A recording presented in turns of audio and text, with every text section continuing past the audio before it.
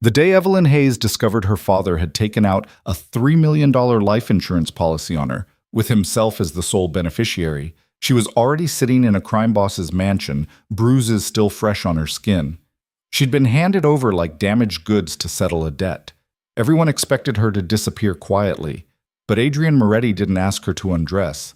He didn't raise his fist. Instead, he asked a question that shattered everything she thought she knew. Who did this to you? And suddenly, Evelyn realized the monster wasn't the man she'd been given to. It was the man who gave her away. If you're ready to witness a woman rise from the ashes of betrayal, stay until the end. Hit that like button and drop a comment with your city so I can see how far Evelyn's story reaches across the world. The sedan smelled like leather and her father's cologne, expensive, suffocating, final. Evelyn Hayes sat in the back seat, hands folded in her lap, staring at nothing. Her ribs ached where her father had grabbed her that morning, fingers digging in hard enough to leave marks. Again. The bruise on her cheekbone had been carefully covered with makeup, but she could still feel the throb beneath the powder. She'd stopped asking why years ago, stopped expecting different. Richard Hayes sat beside her, scrolling through his phone like this was just another business meeting. To him, it probably was. "Sit up straight," he said without looking at her. "And for Christ's sake, don't embarrass me." Evelyn straightened. She always did. The car pulled through iron gates that looked like they belonged to a fortress, not a home. Tall hedges lined the driveway, blocking out the world. The mansion ahead was stone and shadow, windows glinting cold in the late afternoon sun. Her father adjusted his tie. "You'll do exactly what he tells you. Understand?" She didn't answer. He didn't care. "I said, understand?" "Yes." He nodded, satisfied, and went back to his phone. Evelyn's stomach twisted. She didn't know what waited for her inside that house, but she knew enough. Men like Adrien Moretti didn't deal in mercy. She'd heard the name whispered in her father's study late at night, always with a certain edge, fear dressed up as respect. And now she was being given to him. The car stopped. Her father got out first, straightening his jacket, his public smile already in place. Evelyn followed, legs unsteady, the late summer heat pressing down on her like a hand. A man in a dark suit opened the front door before they even reached it. He didn't smile, didn't speak, just stepped aside. Inside, the air was cooler. The floors were marble, the kind that echoed. Evelyn kept her eyes down, the way she'd learned to. Don't look, don't react, don't give anyone a reason. "Mr. Hayes." The voice came from deeper in the house, smooth, controlled, nothing wasted. Her father's posture changed, just slightly. The confidence dialed back a notch. A man stepped into view. Adrien Moretti. Evelyn had expected someone older, scarred maybe, rough. But Adrien was younger than her father, mid-30s at most, with sharp features and dark eyes that didn't miss anything. He wore a tailored shirt, sleeves rolled to his forearms, no tie. Casual in a way that somehow made him more intimidating. He looked at her father first, then at her. Evelyn's breath caught. His gaze wasn't cruel exactly, but it was assessing, calculating, like she was a problem he was already 3 steps ahead of solving. "Mr. Moretti?" Her father extended a hand, all charm and easy confidence. "Thank you for agreeing to meet." Adrien shook it, briefly. "Let's talk in my office." "Of course." Richard glanced at Evelyn. "She'll wait here." Adrien's eyes flicked to her again. "She'll come with us." Her father hesitated, just for a second. "I'm not sure that's... She's part of the conversation, isn't she?" Silence. Richard's jaw tightened, but he nodded. "Of course." They walked down a long hallway lined with art that probably cost more than most people's houses. Evelyn followed a step behind, her father's hand brushing her shoulder once. A warning, not comfort. Adrien's office was all dark wood and floor-to-ceiling windows overlooking a garden that looked too perfect to be real. He sat behind his desk, leaning back slightly, fingers steepled. Her father took the chair across from him. Evelyn stood. "Sit," Adrien said, nodding to the second chair. She glanced at her father. He didn't object, so she sat, perched on the edge like she might need to run. "So." Adrien's attention was entirely on Richard now. "You owe me $4 million. Richard smiled, the practiced one. "A temporary situation," Cash flow issues, you understand. I have assets. You have debts, Adrien interrupted, to 5 different people. I'm the only one who hasn't sent someone to break your legs yet. The smile faltered. I'm working on a solution. Good, so am I. Adrien's gaze shifted to Evelyn, then back. You're offering her as collateral. Evelyn's chest went tight. Not collateral, her father said smoothly. A gesture of good faith. She's your daughter. She's an adult, and she understands the situation. Adrien leaned forward, resting his forearms on the desk. Does she? Richard's expression hardened. We had an agreement. We had a conversation. I didn't agree to anything. Adrien looked at Evelyn. Really looked at her. What's your name? Her father started to answer, but Adrien held up a hand without breaking eye contact. I asked her. Evelyn swallowed. Evelyn. He said it like he was testing the weight of it. Do you know why you're here? She glanced at her father. His jaw was clenched, a vein visible at his temple. Answer him, Richard said quietly. To settle a debt, Evelyn said. And you agreed to this? She didn't know how to answer that. Agreement implied choice. She understands her responsibilities, her father cut in, to her family. Adrien's eyes stayed on Evelyn. That's not what I asked. The room felt smaller, hotter. Evelyn's voice came out thin. I don't have a choice. Something shifted in Adrien's expression. Not pity, something sharper. Everyone has a choice, he said. Richard laughed, but it didn't sound amused. With all due respect, Mr. Moretti, this is a family matter. She's confused. She has a bruise on her cheek, Adrien said flatly, under the makeup. Evelyn's hand moved instinctively to her face. Her father's expression went cold. She's clumsy, Richard said. Is she? It wasn't a question. The silence stretched. Evelyn could hear her own heartbeat, too fast, too loud. Adrien stood. We're done here. Richard blinked. Excuse me? You heard me. We're done. We had a deal. No, Adrien said, voice dropping. We didn't, and we won't. Get out! Her father's face flushed. You can't just... 2 men appeared in the doorway. The same dark suits. The same lack of expression. Richard shot to his feet. You're making a mistake. Probably. Adrien walked to the window, hands in his pockets, dismissing him entirely. But it won't be this one. Her father looked at Evelyn, and for a second she saw something flicker across his face. Not concern. Calculation. Fine, Richard said tightly. Evelyn, let's go. She started to stand. She stays, Adrien said. Everything stopped. What? Richard's voice cracked on the word. Adrien turned from the window. You brought her here to pay a debt. I'm keeping her. Debt settled. That's not... Richard took a step forward. The 2 men in suits moved slightly. He stopped. You can't do this. I just did. She's my daughter.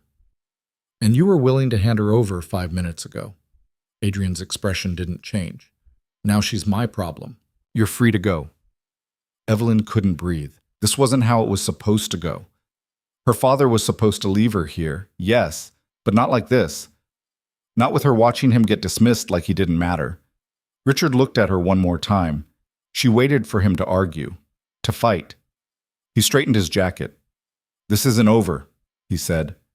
Adrien didn't respond. Her father walked out. The door clicked shut behind him.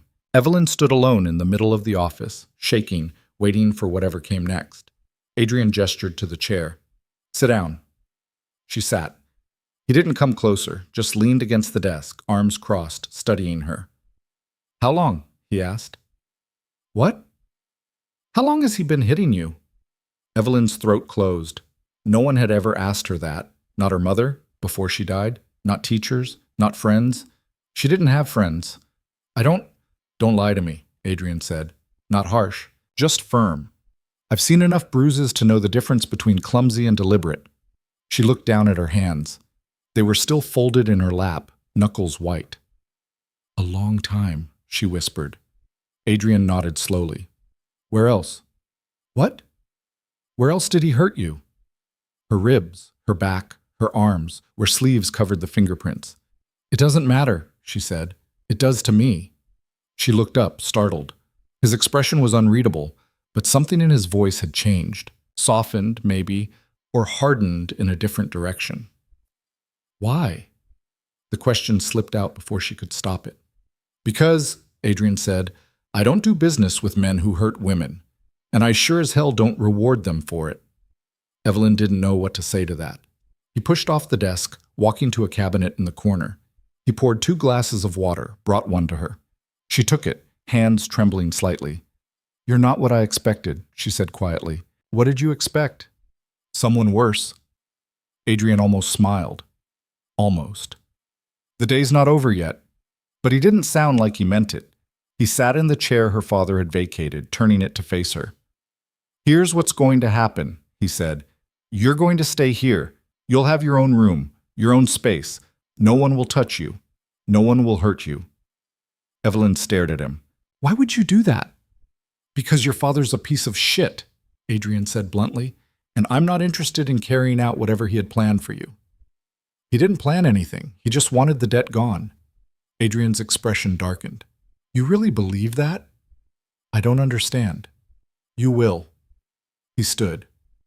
Come on, I'll show you where you'll be staying. Evelyn followed him out of the office, down another hallway. Her mind was spinning. None of this made sense. She was supposed to be terrified. She was supposed to be hurt, used, discarded. Instead, she was being given a room. Adrien stopped in front of a door, pushed it open. The bedroom was bigger than her entire apartment back home. A king-sized bed, a sitting area, windows overlooking the garden. Bathroom's through there, Adrien said, pointing. If you need anything, there's a phone by the bed. Press one, someone will answer. As Evelyn stepped inside, still half convinced this was some kind of trap. I don't understand, she said again. You keep saying that. Because I don't. She turned to face him.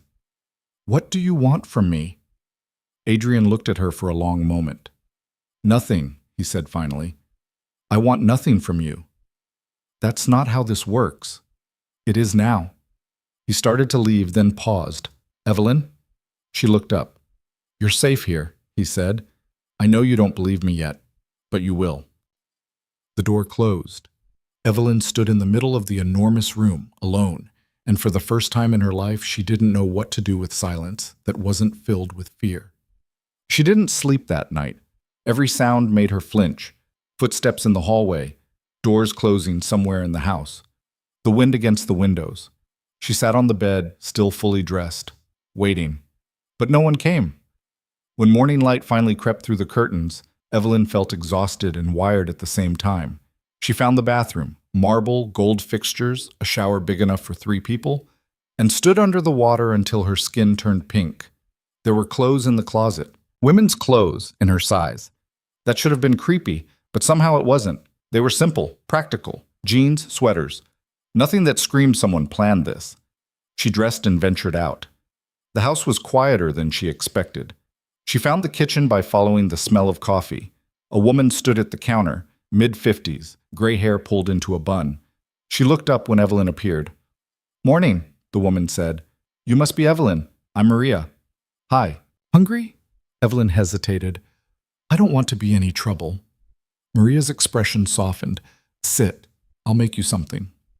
Evelyn sat at the island, watching as Maria moved around the kitchen with easy confidence. Eggs, toast, fruit, more food than Evelyn usually ate in a day. Mr. Moretti's in his office, Maria said, setting a plate in front of her. He said to let you settle in, no rush. Evelyn picked at the eggs. They were perfect. Everything here was perfect, and it made her skin crawl. Why is he doing this? She asked. Maria poured her a cup of coffee. You'd have to ask him. I did. He didn't really answer. Sounds like him, Maria smiled. Eat. You look like you need it. Evelyn ate because she didn't know what else to do, and because the food was good and she couldn't remember the last time someone had cooked for her without resentment simmering underneath. After breakfast, she wandered. The house was a maze of hallways and rooms, some locked, most not. A library with floor-to-ceiling bookshelves. A sitting room with furniture that looked like no one ever sat in it. A gym that smelled like sweat and leather. She ended up in the garden. It was warm outside, the sun bright and clean. Flowers she couldn't name lined stone pathways. A fountain bubbled quietly in the center. Evelyn sat on a bench, closed her eyes, and tried to remember the last time she'd felt the sun on her face without also feeling afraid. "You settling in?" She jumped. Adrien stood a few feet away, hands in his pockets. He wasn't wearing a suit today, just dark jeans and a t-shirt. It made him look younger, less intimidating. Almost. "I'm trying," Evelyn said. He sat on the other end of the bench, leaving space between them. "Maria says you didn't eat much." "I ate. Half." Evelyn looked at him. "Are you monitoring my food intake?" "I'm monitoring your well-being." He stretched his legs out, tilting his face toward the sun. "There's a difference." "Is there?" "Yeah." They sat in silence for a minute. It should have been uncomfortable, but it wasn't. The garden was too peaceful for that. "Can I ask you something?" Evelyn said. "Go ahead." "Why do you care?" Adrien opened one eye. "About what?" "About me. About whether I'm safe or eating or—" She gestured vaguely. "Any of it." He was quiet for a long moment. "You ever seen someone get beaten down so far they stop fighting back?" he asked finally. Evelyn's chest tightened. "Yes, I have too." Adrien's voice was flat, even. "And I've seen what happens when someone thinks that's normal, when they think they deserve it." "I don't—" "You do," he interrupted. "You came here expecting me to hurt you. You're still waiting for it."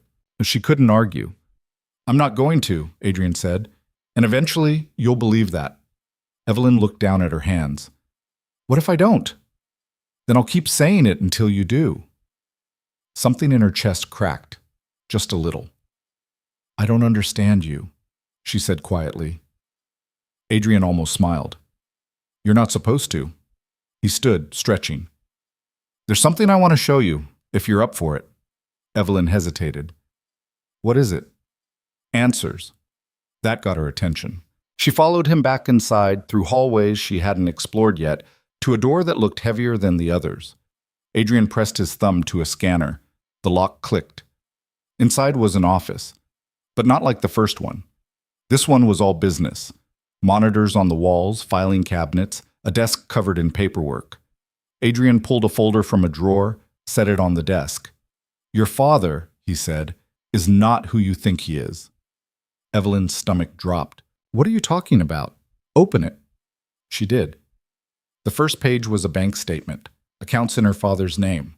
Transactions highlighted in yellow, hundreds of thousands of dollars, moving in and out. "This is embezzlement," Adrien said, "from his own charity foundation." Evelyn's hands shook. "That's not possible." "Keep going." The next page was an email chain, her father's name at the top. Discussion of bribes, kickbacks, payments to officials who looked the other way. "He's a philanthropist," Evelyn said weakly. "He helps people." "He helps himself." Adrien's voice was hard now. "And he's good at making people think otherwise." Evelyn flipped through more pages, each one worse than the last. Evidence of fraud, manipulation, lies stacked on lies. And then she reached the final page, a life insurance policy. Her name, $3 million. Beneficiary, Richard Hayes. Issue date, 4 days ago. Evelyn's vision blurred. She read it again and again. "He took this out," she whispered, "right before he brought me here." "Yes." "He thought you'd kill you." "Yes." The room tilted. Evelyn grabbed the edge of the desk. "Why?" Her voice cracked. "Why would he—" "Because you were worth more to him dead than alive." The words hit like a fist. Evelyn sank into the chair, the folder still open in front of her, her father's signature at the bottom of the policy. Neat, precise, final. "He was going to let you kill me," she said, "and collect the money. That was the plan. But you didn't." "No." "Why not?" Adrien leaned against the desk, arms crossed.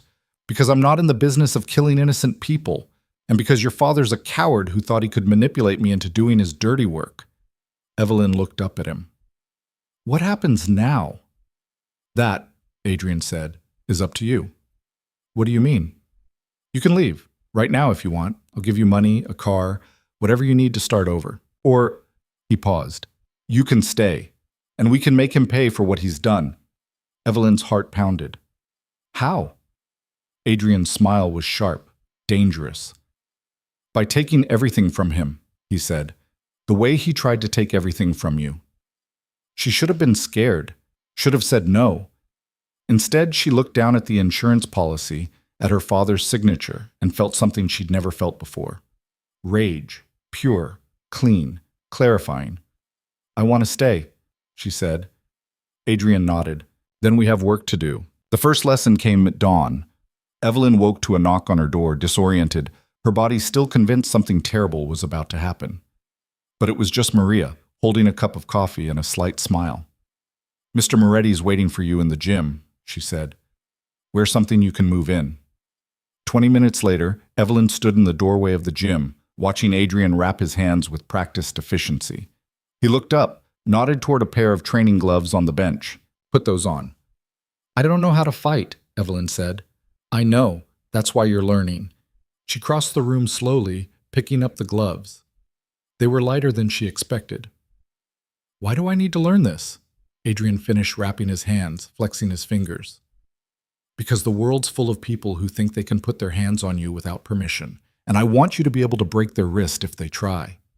Something fierce sparked in Evelyn's chest. He showed her how to stand, feet shoulder-width apart, knees slightly bent, weight balanced. How to make a proper fist without breaking her thumb. How to breathe. Don't think, he said, holding up padded mitts. Just react. She swung, missed, stumbled. Again.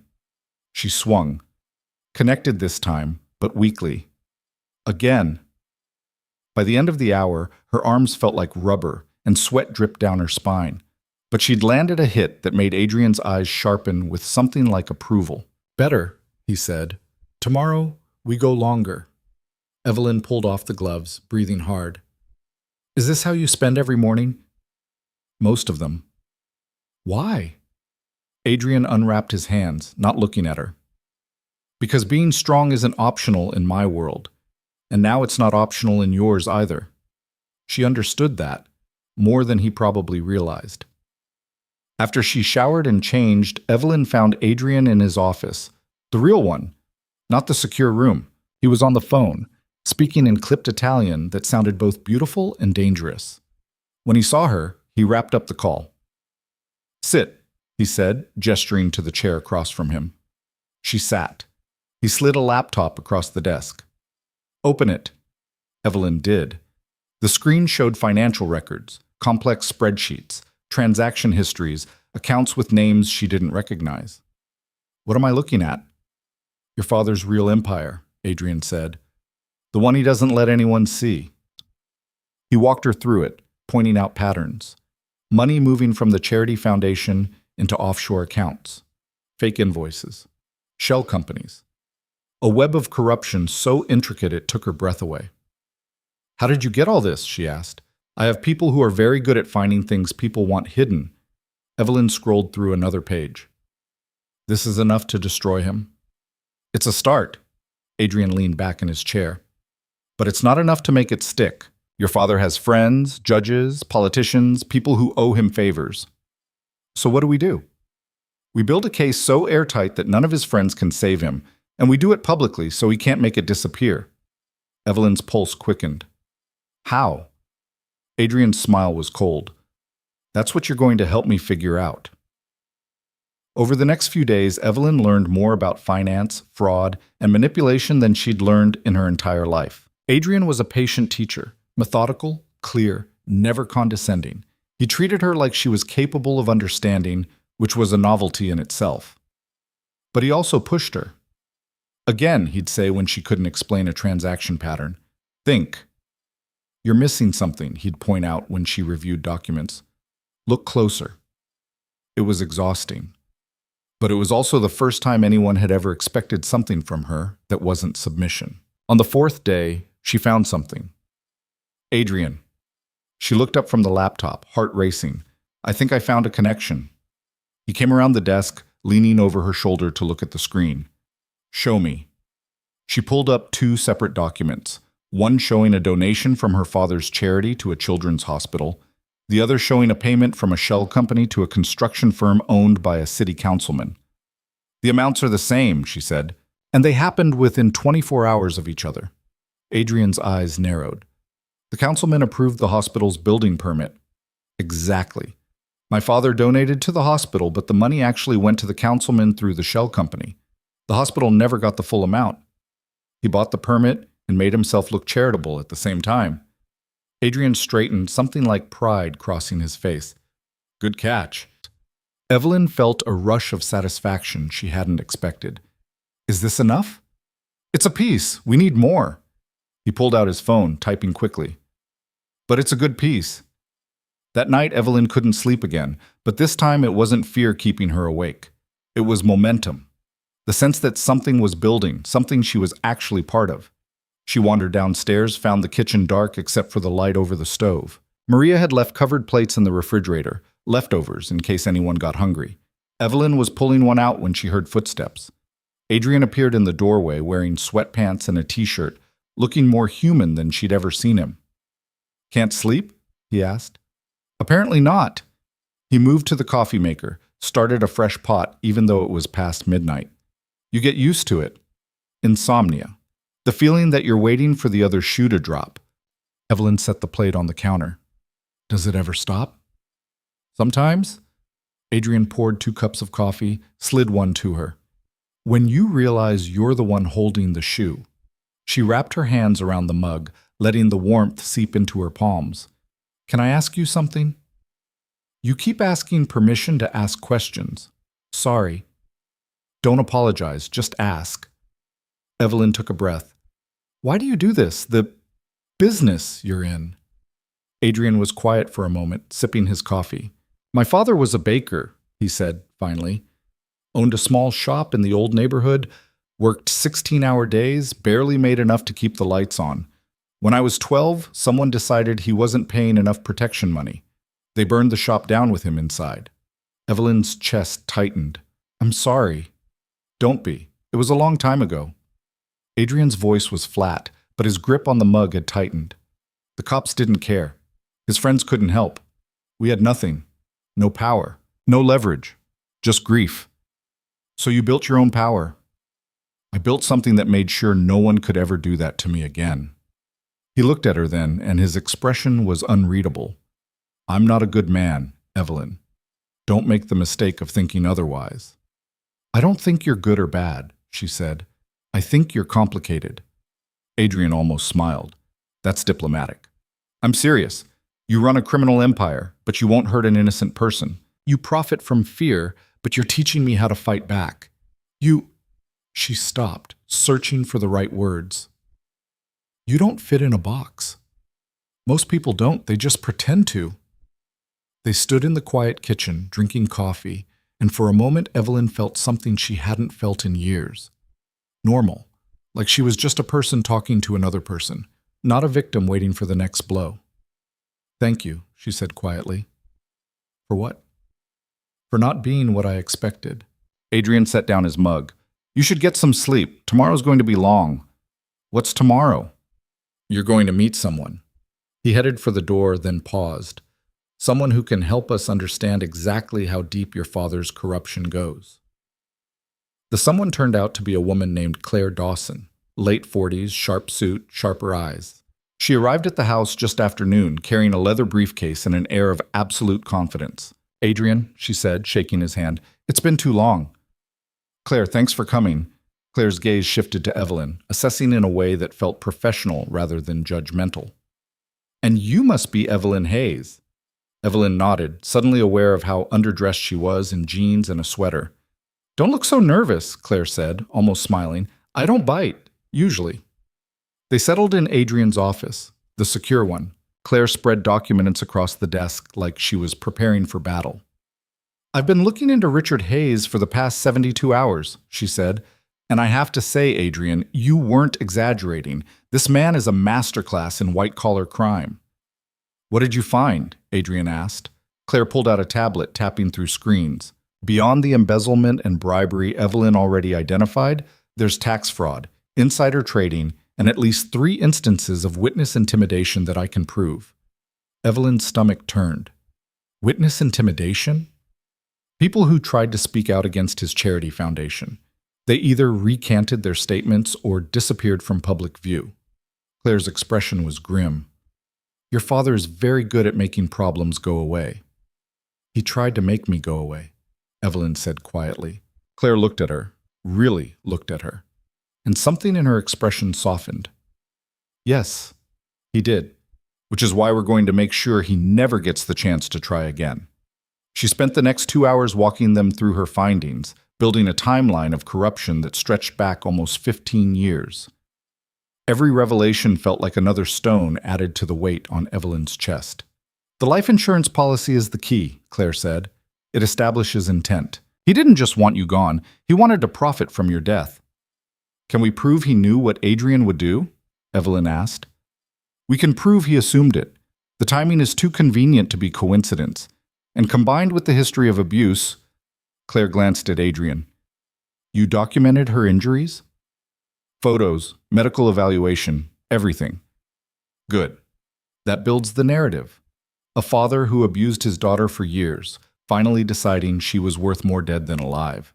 Claire's voice was clinical, but her eyes were kind. I know this isn't easy to hear. I'm fine, Evelyn said automatically. You don't have to be fine, Claire said. You just have to be ready. Ready for what? To face him.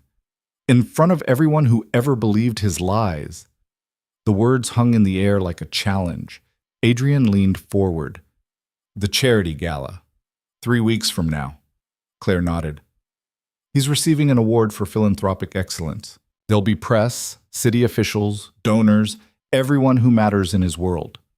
And we expose him there, Evelyn said, understanding clicking into place. Not we, Adrien said. You. Evelyn's breath caught. What? You're his daughter. You're the one he tried to kill. You're the one who survived. Adrien's gaze was steady. It has to come from you. Panic fluttered in her chest. I can't. You can, Claire interrupted gently. And you will, because you're stronger than you think. Evelyn looked between them, feeling like she was standing at the edge of a cliff. What if I freeze? What if I can't do it? Then we'll be right there, Adrien said. But you won't freeze. I've seen you angry, Evelyn. I've seen you realize what he did. That anger doesn't go away. You just learn how to aim it. She thought about the insurance policy, her father's signature, the casual way he'd tried to erase her existence. What do I have to do? She asked. Claire smiled. First, you're going to learn how to walk into a room like you own it. The training began immediately. Claire was relentless. She taught Evelyn how to stand, how to speak, how to hold eye contact until the other person looked away first, how to modulate her voice so it carried authority instead of uncertainty. You've spent your whole life making yourself small, Claire said during one session. Now you're going to learn how to take up space. They practiced in front of mirrors, in empty rooms, with Adrien watching, offering corrections that were blunt but never cruel. Your shoulders are hunched. Straighten them. Don't apologize when you're making a point. It undercuts everything you just said. Again. And this time, believe what you're saying. It was grueling. Evelyn stumbled over words, forgot her lines, felt stupid and exposed and inadequate. But she kept going, because every time she wanted to quit, she thought about her father sitting in his study, confident that she was dead and he was $3 million richer. A week in, something shifted. Evelyn stood in front of the mirror, Claire beside her, and delivered her statement without trembling. Her voice was clear, strong, hers. Claire nodded, satisfaction flickering across her face. There you are. What? The woman you're supposed to be. I was wondering when she'd show up. That night, Adrien found Evelyn in the library, surrounded by documents and legal briefs. You should take a break, he said. I'm fine. You say that a lot. Evelyn looked up. Because you keep asking. Adrien moved into the room, hands in his pockets. Claire says you're ready. I don't feel ready. No one ever does. He sat in the chair across from her. You know what the difference is between people who succeed and people who don't? What? The ones who succeed do it anyway, even when they're terrified. Evelyn closed the file in front of her. Were you scared when you started all this? Terrified, Adrien said without hesitation. I was 19, broke, angry. I had no idea what I was doing, but you did it anyway. I didn't have a choice, same as you. Evelyn shook her head. You said everyone has a choice. And you made yours. You chose to stay, to fight. Adrien's expression was serious. That took more courage than you realize. I don't feel courageous. Courage isn't the absence of fear, Evelyn. It's acting despite it. He stood. Get some rest. Tomorrow we start the final phase. Which is? Adrien's smile was sharp, predatory. Making sure your father knows you're alive. The next morning, Adrien handed Evelyn a phone. Call him, he said.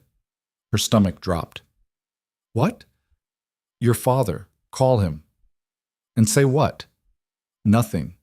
Just let him hear your voice. Let him know you're still breathing. Adrien's eyes were cold. Let him panic. Evelyn stared at the phone like it might explode. He'll know something's wrong. Good. I want him paranoid. I want him wondering what you know, what you're planning. Adrien leaned against the desk. Fear makes people sloppy, and we need him sloppy. Evelyn's hands shook as she dialed the number she'd known by heart her entire life. It rang once, twice. Hello? Her father's voice, smooth, controlled, completely unawares. Evelyn opened her mouth, but nothing came out. Hello? Richard said again, irritation creeping in. Who is this? She found her voice. Hi, Dad. Silence. Complete, suffocating silence. Evelyn? Her father's voice cracked on her name. Yeah, it's me. Where are you? What? How? I'm fine, she said, and was surprised to find she meant it. Better than fine, actually. Evelyn, listen to me. No. The word came out stronger than she expected. I'm done listening to you. You don't understand what you're involved in. I understand perfectly. You sold me. You took out a life insurance policy and handed me to a man you thought would kill me. Her voice didn't shake, didn't waver. I understand everything, Dad. She could hear him breathing on the other end, fast, shallow. It's not what you think. I have the policy. I have the bank records. I have everything. Evelyn's grip on the phone tightened. And soon, everyone else will too. Evelyn, please. She hung up. Her hands were shaking now, adrenaline flooding her system. Adrien took the phone gently, set it aside. How do you feel? He asked. Evelyn laughed, sharp, a little wild. Like I just jumped off a building. Good. That means you're alive. The call had consequences. Within hours, Adrien's people reported movement. Richard Hayes making frantic phone calls, meeting with his lawyer, trying to access accounts that had mysteriously frozen. He's scared, Adrien said, reading updates on his phone. He's scrambling. Claire arrived that evening with news of her own. He's trying to move assets, liquidate properties. He knows something's coming. Can he disappear? Evelyn asked, fear spiking. Not without leaving everything behind. And men like your father don't walk away from their empires. Claire set down her briefcase. He'll fight, which is exactly what we want. The days blurred together after that. More training, more preparation, more late nights in Adrien's office, refining the plan until it was perfect. Evelyn learned things about herself she'd never known. That she could be strong, that she could be strategic, that the voice inside her that had been silent for so long still knew how to scream. 1 week before the gala, Adrien called her into his office. We need to talk about what happens after, he said. Evelyn sat. After the gala? After everything. When your father's facing charges and the media's dissected every piece of his life. Adrien's expression was serious. It's going to get ugly, Evelyn. They'll dig into you too. Your past, your relationship with him. People will have opinions. I can handle it. I know you can, but I want you to be prepared. He pulled out a folder. I've set up accounts in your name. Enough money to start over, wherever you want to go. Evelyn stared at the folder. You're giving me money? I'm giving you options. You can stay here as long as you want, or you can leave tomorrow. Build a new life. Whatever you choose, you'll have the resources to do it. Something tight in her chest loosened. Why are you doing this? Because you deserve the choice. The real one. Not the illusion of choice your father gave you. Evelyn opened the folder, saw account numbers, documents, a new ID with her photo. Everything she'd need to disappear if she wanted to. I'm not leaving, she said. Adrien raised an eyebrow. You haven't even seen this through yet. I don't need to. I'm not running from this. From him. From any of it. She looked up, meeting his eyes. I'm staying. I'm finishing this, and then I'm figuring out what comes next. But I'm not running. Something shifted in Adrien's expression. Respect, maybe. Or recognition. Okay, he said simply. Then let's make sure he never sees it coming. The dress arrived 3 days before the gala. Evelyn found it hanging in her room when she came back from training, wrapped in protective plastic like something precious. She unzipped the covering slowly, half afraid of what she'd find. The fabric was deep emerald green, simple and elegant, with clean lines that didn't try too hard. It looked expensive without screaming it, powerful without being aggressive. Maria appeared in the doorway. Mr. Moretti had it made for you. There's shoes too if you want to try them. Evelyn ran her fingers over the material. I've never worn anything like this. Then it's about time. Maria smiled. Try it on. I want to see. The dress fit perfectly. Not tight, not loose, just right, like it had been designed specifically for her body. The shoes were heels, but not so high she'd break her ankle. When Evelyn looked at herself in the mirror, she barely recognized the woman staring back. She looked strong, put together, like someone who belonged in rooms where decisions got made. You look beautiful, Maria said. Evelyn shook her head. I look different. Same thing sometimes. There was a knock. Adrien's voice came through the door. Can I come in? Evelyn glanced at Maria, who nodded and slipped out. Yeah. Adrien stepped inside, stopped. His expression didn't change much, but something in his eyes shifted. It fits, he said. Yeah, thank you. You didn't have to. I wanted to. He moved closer, hands in his pockets. You're going to walk into that ballroom and everyone's going to look at you. I wanted to make sure you felt ready for it. Evelyn turned back to the mirror. I don't know if I'll ever feel ready. You will, when it matters. Adrien stood beside her, both of them reflected in the glass. The dress is just armor. The real weapon is you. She met his eyes in the mirror. What if I mess this up? You won't. You don't know that. I do. His voice was certain, final. I've watched you for 3 weeks. I've seen you go from terrified to furious to focused. You're not the same person who walked into my house. No, Evelyn said quietly. I'm not. Good, because that person would have let him win. The night before the gala, Evelyn couldn't eat. Claire had ordered in from some French place with food that probably cost more than Evelyn used to make in a week, but her stomach was too tight to handle it. Instead, she went to the gym. Adrien was already there, working the heavy bag with methodical precision. Each hit landed with a solid thud that echoed off the walls. He didn't acknowledge her when she walked in, just kept hitting. Evelyn wrapped her hands the way he'd taught her, pulled on gloves, moved to the second bag. She hit it once, twice, then harder. All the fear, the anger, the years of being small and quiet and afraid, she put it into every punch. Her technique wasn't perfect. Her form probably sucked, but she kept going until her shoulders burned and sweat dripped into her eyes. When she finally stopped, breathing hard, Adrien was watching her. Feel better? He asked. Not really. Good. Stay angry. You'll need it tomorrow. Evelyn pulled off her gloves. Can I ask you something? Always. Why are you really doing this? And don't say it's just business. Adrien grabbed a towel, wiping his face. For a moment, she thought he wouldn't answer. When I was 15, he said finally, I watched a man beat his girlfriend outside a bar, just hitting her, right there on the street, like it was nothing. And everyone walked past, looked away, pretended they didn't see. Evelyn's chest tightened. I was a kid, skinny, scared, but I went over anyway, told him to stop. Adrien's laugh was bitter. He knocked me down with one hit, split my lip, told me to mind my own business. What happened? Nothing. He left with her. She was crying. I went home. He looked at her then, and I swore that once I had power, I'd never look away again. Not when someone was getting hurt and nobody cared enough to stop it. That's why you stopped my father. That's why I stopped your father. Adrien set down the towel. Men like him think they can do whatever they want because they've always gotten away with it. Someone has to prove them wrong. Evelyn understood, more than he probably knew. Thank you. Don't thank me yet. Wait until tomorrow's over. She left him in the gym, went upstairs, and somehow managed to sleep. The morning of the gala arrived cold and bright. Evelyn woke early, her mind already racing through everything that could go wrong. Claire had gone over the plan 100 times. They had contingencies for contingencies. But knowing the plan and executing it were two different things. She showered, dried her hair, put on the dress. Maria came in to help with makeup. Nothing too heavy, just enough to look polished. Professional.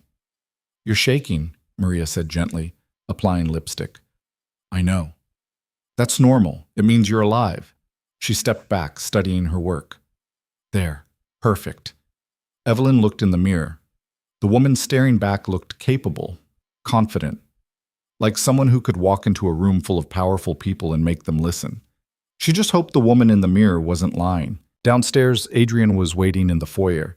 He wore a black suit that looked like it cost more than a car, crisp white shirt, no tie. His dark hair was pushed back, and he looked every inch the dangerous man he was. But when he saw Evelyn on the stairs, something in his face softened. You look... He stopped, started again. You look ready. I look terrified. That too. He offered his arm. Come on. Claire's waiting in the car. The drive to the hotel took 30 minutes. Claire spent the entire time reviewing key points, making sure Evelyn knew exactly when to speak, what to say, how to handle questions if anyone asked. Remember, Claire said as they pulled up to the venue, you're not asking for permission. You're not explaining yourself. You're stating facts. Your father hurt you. He tried to have you killed. You survived. That's all they need to know. Evelyn nodded, her throat dry. And if you freeze? I won't. But if you do? Then I'll be right beside you, Adrien said, and I'll make sure you get through it. The car stopped. A valet opened the door. This was it. The hotel ballroom was enormous, glittering with chandeliers and wealth. People in expensive clothes clustered in groups, drinking champagne, laughing like they didn't have a care in the world. A string quartet played in the corner. Servers moved through the crowd with trays of food that looked like art. Evelyn's father stood near the stage, surrounded by admirers. He wore a tuxedo and that public smile, the one that made strangers trust him, believe him, think he was someone worth knowing. He hadn't seen her yet. Adrien's hand found the small of her back. You good? No, but I'm doing it anyway. Claire appeared beside them, tablet tucked under her arm. Everything's set. The tech team is ready. When you give the signal, the screens will go live. Evelyn took a breath, then another. Her heart was beating so hard she could hear it in her ears. Okay, she said. Let's do this. They moved through the crowd. People glanced at Adrien, some with recognition, others with wariness. A few men nodded respectfully. Most kept their distance. No one looked at Evelyn. Not yet. They were halfway across the ballroom when her father finally saw her. The moment was almost comical. His smile froze. His champagne glass stopped halfway to his mouth. Every drop of color drained from his face. Evelyn felt a savage satisfaction watching him realize she was alive. He recovered quickly. She had to give him that. The smile came back, though it didn't reach his eyes. He excused himself from his group and walked toward her, moving fast. Evelyn? His voice was low, controlled, furious underneath. What are you doing here? Hi, Dad. She was pleased her voice didn't shake. Nice party. We need to talk, privately. I don't think so. Richard's gaze flicked to Adrien, standing just behind her. You. What did you do? Nothing, Adrien said calmly. I just gave her a choice. A choice? Richard's laugh was sharp. You kidnapped my daughter. You sold her, Adrien interrupted. Let's not pretend otherwise. People were starting to notice. Heads turning, whispers starting. Richard grabbed Evelyn's arm. We're leaving. Now. His grip was tight, familiar. The same pressure that had left bruises 1,000 times before. But this time, Evelyn didn't flinch. She looked down at his hand, then up at his face. Let go of me. Don't make a scene. Let go. Something in her voice made him hesitate. His grip loosened slightly.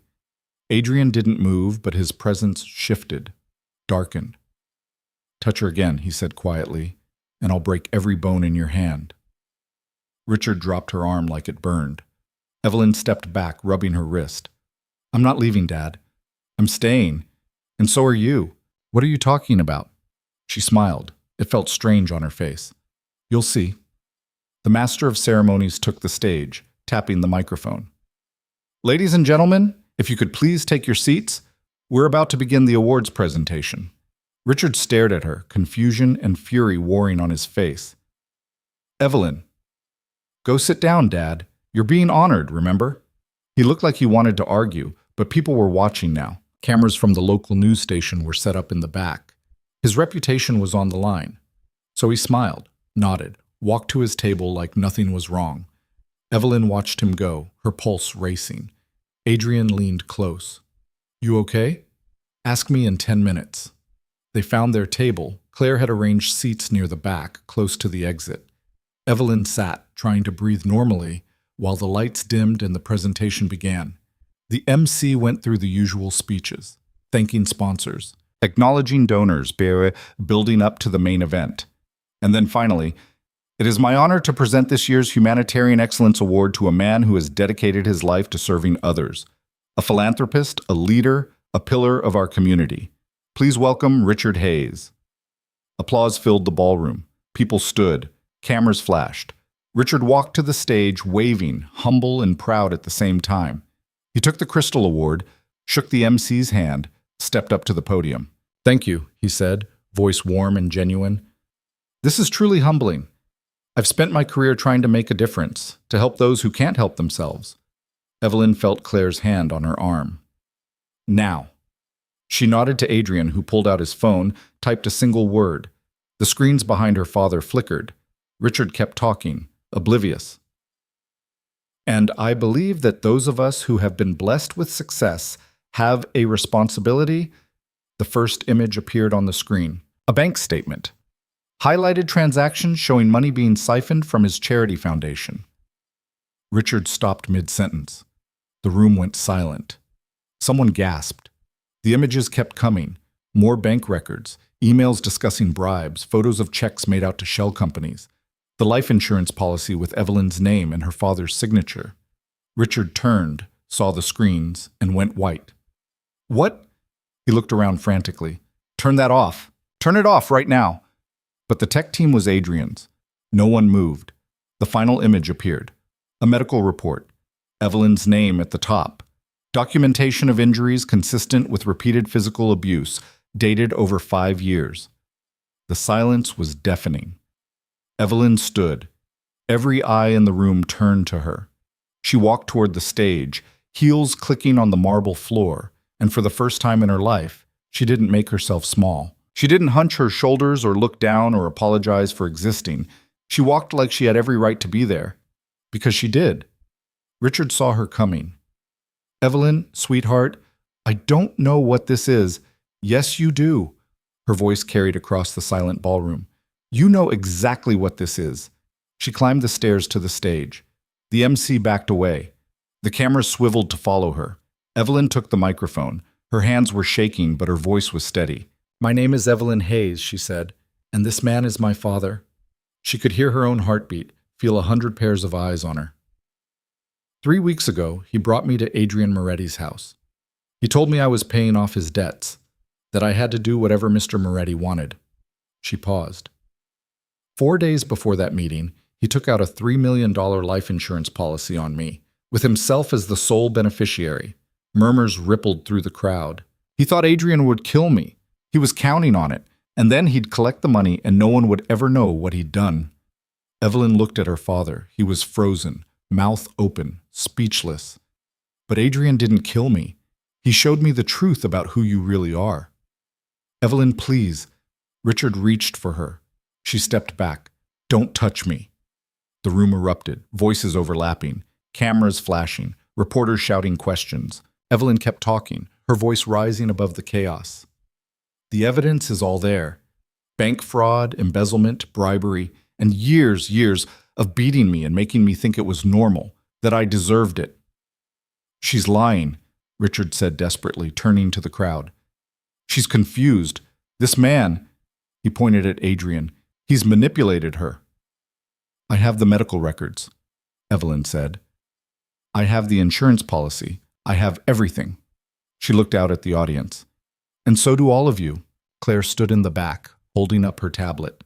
Copies have been sent to every major news outlet in the city. The police have been notified. The evidence is public record now. Richard's face crumpled. You don't understand what you've done. I understand perfectly. Evelyn felt tears burning behind her eyes, but she didn't let them fall. I'm doing what you never let me do. I'm speaking. Security was moving now, heading toward the stage. Not hotel security, actual police, who'd apparently been waiting outside. Richard saw them coming. This is a mistake. I can explain. No, Evelyn said. You're done explaining. The police reached the stage. One of them spoke quietly to Richard, who was still clutching his award like it might save him. Mr. Hayes, we need you to come with us. We have some questions. This is absurd. I'm being set up. Sir, we can do this here or at the station. Your choice. Richard looked at Evelyn one last time. She saw rage there, panic, and underneath it all, the realization that he'd lost. You'll regret this, he said quietly. No, Evelyn said. I really won't. They led him away. The ballroom erupted again, reporters rushing forward, guests pulling out phones, voices rising in shock and speculation. Evelyn stood on the stage, alone under the lights, and felt something break open inside her chest. It was over. Adrien appeared beside her, offering his hand. She took it, let him lead her off the stage and through the chaos. Claire was already running interference, giving statements to reporters, directing them to the evidence packets. They made it to the car. The door closed, cutting off the noise. Evelyn sat in the back seat, shaking. Not from fear this time, from adrenaline, from relief, from something that felt terrifyingly close to hope. You did it, Adrien said. She looked at him. We did it. No, that was all you. He smiled, a real smile, not the dangerous one. You walked into that room and took your power back. I just provided the stage. Evelyn laughed, came out half sob, but it was genuine. I can't believe that just happened. Believe it, because tomorrow every newspaper in the city is going to have his face on the front page, and yours too. Mine? The woman who brought down Richard Hayes, who survived and fought back. Adrien's expression was serious. It's going to get intense. Are you ready for that? Evelyn thought about her father's face when he saw the screens. The moment his perfect facade shattered in front of everyone. Yeah, she said. I'm ready. The house felt different when they got back. Quieter, calmer. Maria had left food in the kitchen, comfort food this time, not fancy French cuisine. Evelyn realized she was starving. She ate standing at the counter, still wearing the green dress, while Adrien made coffee. What happens now? She asked between bites. Now? The legal system takes over. Claire's team will work with the prosecutors. Your father will try to make a deal, but with everything public, he won't have much leverage. Will he go to prison? If there's any justice in the world, yes. Evelyn set down her fork.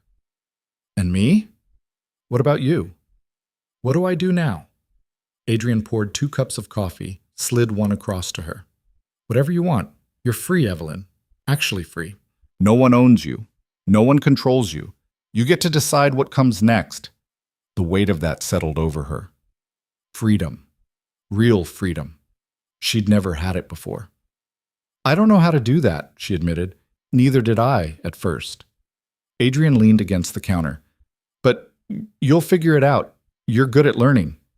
Evelyn sipped her coffee, thinking. Can I stay here just for a little while longer until I figure things out? You can stay as long as you want. I don't want to be a burden. You're not. Adrien's voice was firm. You're not a burden. You're not in the way, and you don't owe me anything.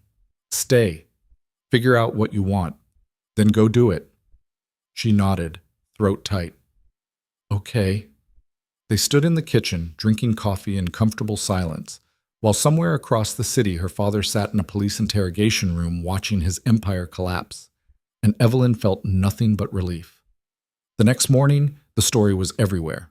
Every newspaper, every news site, every social media platform, photos of Richard being led away by police, video of Evelyn's speech, think pieces about corruption and abuse and the failures of the system. Evelyn sat in Adrien's office, scrolling through headlines on Claire's tablet. Philanthropist Richard Hayes arrested on fraud charges. Daughter exposes father's decade of abuse and deception. Inside the fall of Richard Hayes, a corruption scandal unfolds.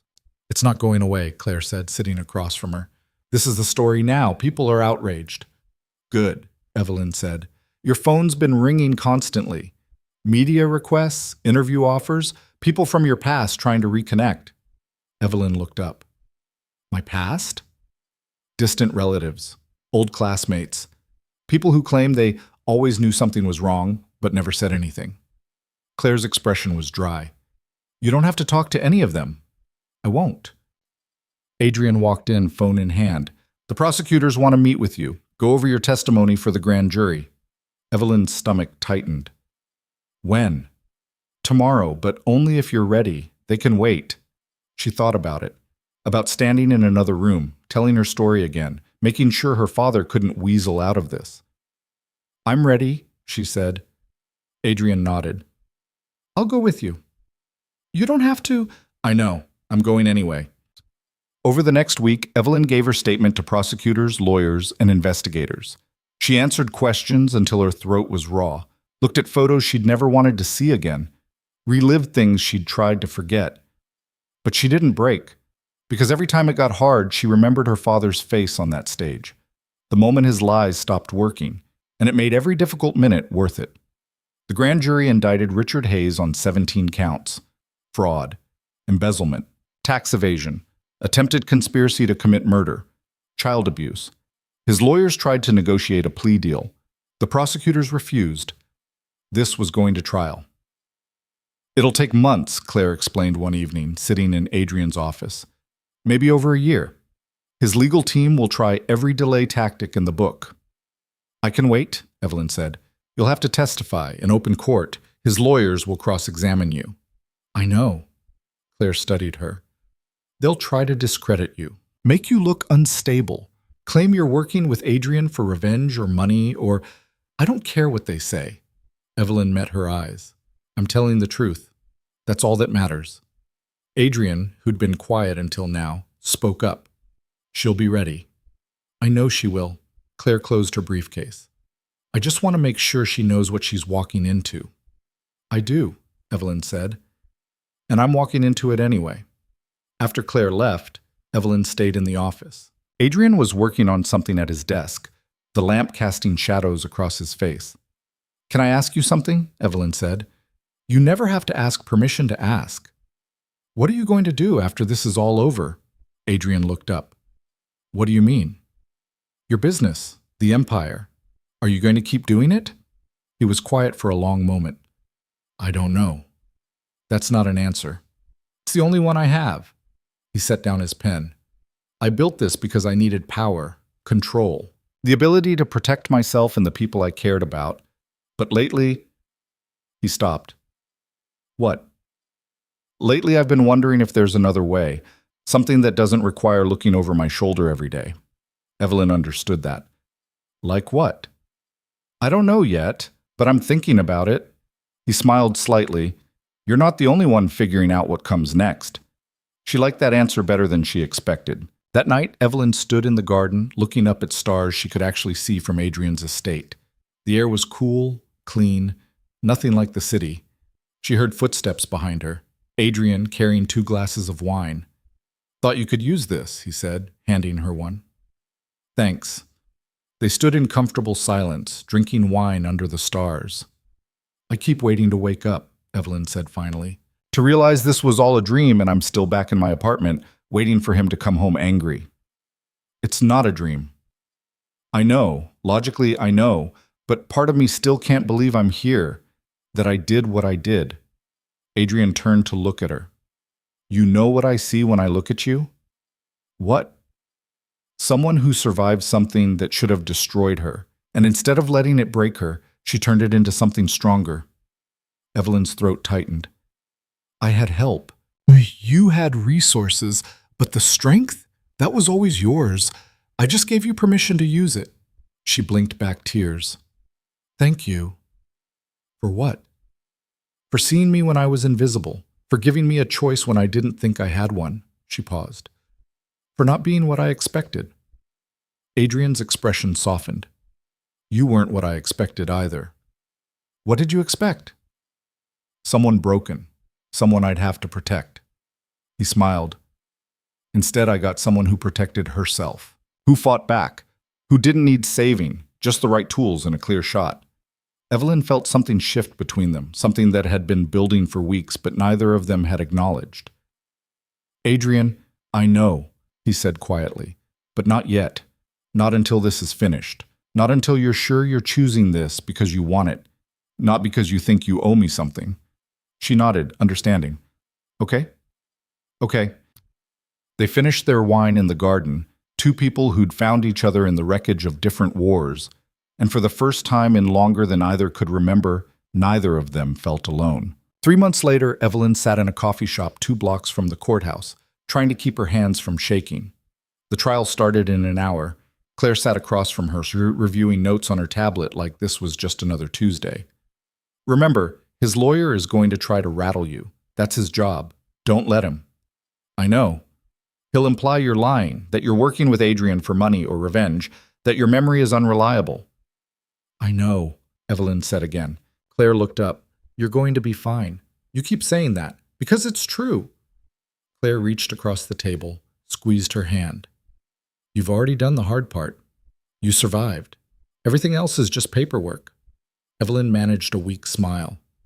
Paperwork that could put my father in prison for 20 years. If there's any justice in the world, yes. Adrien appeared beside their table, 2 more coffees in hand. He'd been outside on a phone call dealing with something related to his business that he wouldn't talk about in front of her. Ready? He asked, setting down the cups. No, but I'm going anyway. That's my girl. The words sent a small warmth through her chest. Over the past 3 months, something had shifted between them. Nothing spoken, nothing acted on, but present nonetheless.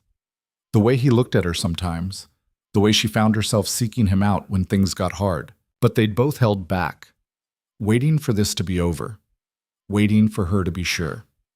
They finished their coffee and walked to the courthouse together. The building was massive, all stone and columns and the weight of institutional power. Protesters lined the steps, some holding signs supporting her father, claiming he was being railroaded, others calling him a monster, demanding justice. Cameras everywhere. Evelyn kept her head up, the way Claire had taught her. Don't look down. Don't hide. You have nothing to be ashamed of. Security escorted them through a side entrance, avoiding the worst of the media circus. Inside, the hallways echoed with footsteps and low voices.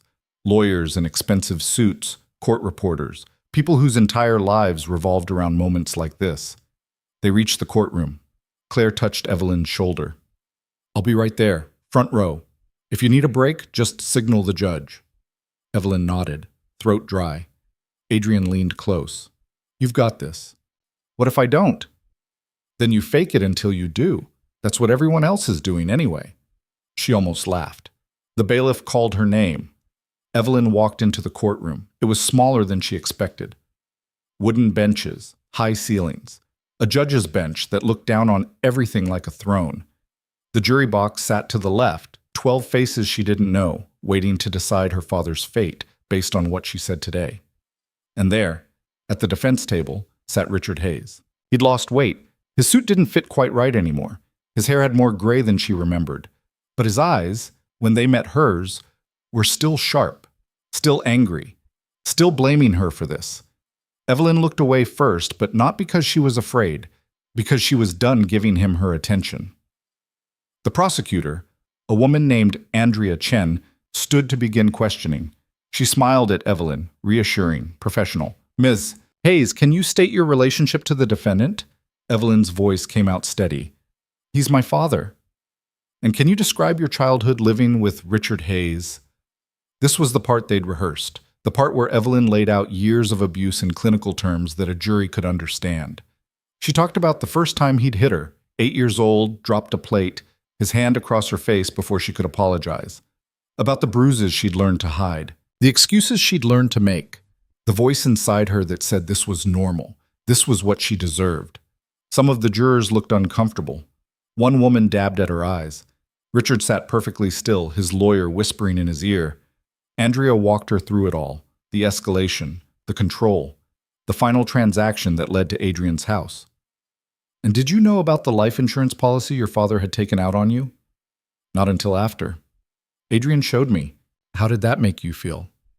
Evelyn looked at the jury. Like I'd never mattered to him at all. Like I was just another asset to liquidate when I stopped being useful. The defense attorney objected. The judge sustained it. But the words were already out there. Andrea continued for another hour, building the case piece by piece. Bank records, medical reports, the insurance policy itself projected on a screen for everyone to see. Then it was the defense's turn. Why is that? Evelyn had expected this. Because I was afraid. And because I'd been taught that no one would believe me. Afraid of what exactly? Of him. Of what he'd do if I told. Webb nodded slowly like he was considering this. And yet the moment you met Adrien Moretti, a known criminal with documented ties to organized crime, you suddenly felt safe enough to speak out. Isn't that convenient? It wasn't about feeling safe. It was about finally seeing the truth. The truth, Webb repeated, or an opportunity? Andrea stood. Objection, counsel is badgering the witness. Sustained. Mr. Webb, ask your questions without commentary. Webb smiled. Of course, Your Honor. He turned back to Evelyn. Ms. Hayes, isn't it true that Mr. Moretti has provided you with housing, financial support, and legal representation since you came to his residence? He gave me a place to stay, yes. And in exchange for this generosity, you've agreed to testify against your father in a case that conveniently eliminates a man who owed Mr. Moretti a substantial debt. Evelyn's hands clenched in her lap. That's not what happened, isn't it? You're living in his house, wearing clothes he bought, following his instructions. Some might say you've simply traded one controlling man for another. The courtroom murmured. Evelyn felt heat rising in her face. That's not true. Which part? That you're living in his house? That he's paid for everything? That this entire narrative conveniently benefits both of you while destroying your father? My father destroyed himself, Evelyn said, voice rising. I'm just telling the truth about what he did. The truth according to Adrien Moretti. The truth according to medical records, bank statements, an insurance policy with my father's signature. Webb pulled out a document. Speaking of that policy, Ms. Hayes, were you aware that insurance fraud is a serious crime? Evelyn blinked. What? If someone were to fake their own death or create a situation where they appeared to be in danger when they weren't, that would constitute fraud. Wouldn't it? I didn't fake anything.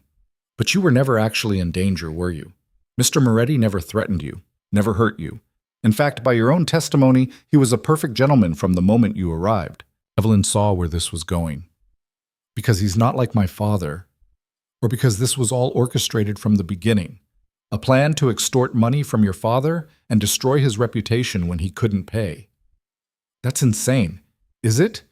Or is it exactly the kind of scheme a man like Adrien Moretti would devise? Andrea was on her feet. Objection, speculation, Your Honor, and Mr. Moretti is not on trial here. Sustained. The judge looked at Webb. Move on, counselor. Webb smiled like he'd already made his point. No further questions. Evelyn stepped down from the witness stand, legs shaking. She'd known it would be bad, but hearing her entire story twisted into something ugly and calculated had been worse than she expected. Claire met her in the hallway during recess. You did great. He made it sound like I'm running a scam. That's his job. The jury saw the evidence. They heard your testimony. Webb can spin all he wants, but facts are facts. Adrien appeared, carrying a bottle of water. He handed it to Evelyn without a word. That lawyer's a piece of work, he said. He's doing what he's paid to do. Claire checked her watch. They're calling character witnesses next, People who'll testify to Richard's good standing in the community. You mean people he's fooled, Evelyn said. Exactly. But we have witnesses too. People who've seen the real him. Over the next 2 days, the trial became a parade of competing narratives. Richard's supporters painted him as a devoted father, a pillar of the community, a man being destroyed by lies and conspiracy. The prosecution countered with former employees who'd witnessed his temper, charity workers who'd noticed discrepancies in the books, neighbors who'd heard shouting from the Hayes house late at night. The forensic accountant was particularly damning. She spent 4 hours on the stand, walking the jury through Richard's financial crimes with a precision that left no room for doubt. Shell companies, offshore accounts, money moving in patterns that could only be deliberate fraud. Richard's lawyer tried to discredit her. She didn't budge. When it was Richard's turn to testify, Evelyn sat in the gallery and watched him perform. Because that's what it was, a performance. The concerned father who'd made mistakes but never meant to hurt anyone. The businessman who'd gotten in over his head but never intended to break the law. The victim of his daughter's manipulation and a criminal's vendetta. He was good. Evelyn had to give him that. He knew how to work a room, how to make people want to believe him. But when Adrien cross-examined him, cracks appeared. Mr. Hayes, you testified that you never physically disciplined your daughter. Is that correct? That's correct. Then how do you explain the medical records documenting multiple injuries consistent with physical abuse? She was clumsy, accident-prone. For 15 years? Some people are. Andrea pulled up a photo on the screen. Evelyn's face, bruised and swollen, taken during her medical evaluation at Adrien's house. Does this look like an accident to you? Richard's jaw tightened. I don't know how she got that injury. You don't know, even though she was living with you when most of these injuries occurred. She could have hurt herself, or... He stopped. Or what, Mr. Hayes? Or someone else could have done it after she left my house. To frame me. The courtroom erupted. The judge called for order. Andrea's expression was ice.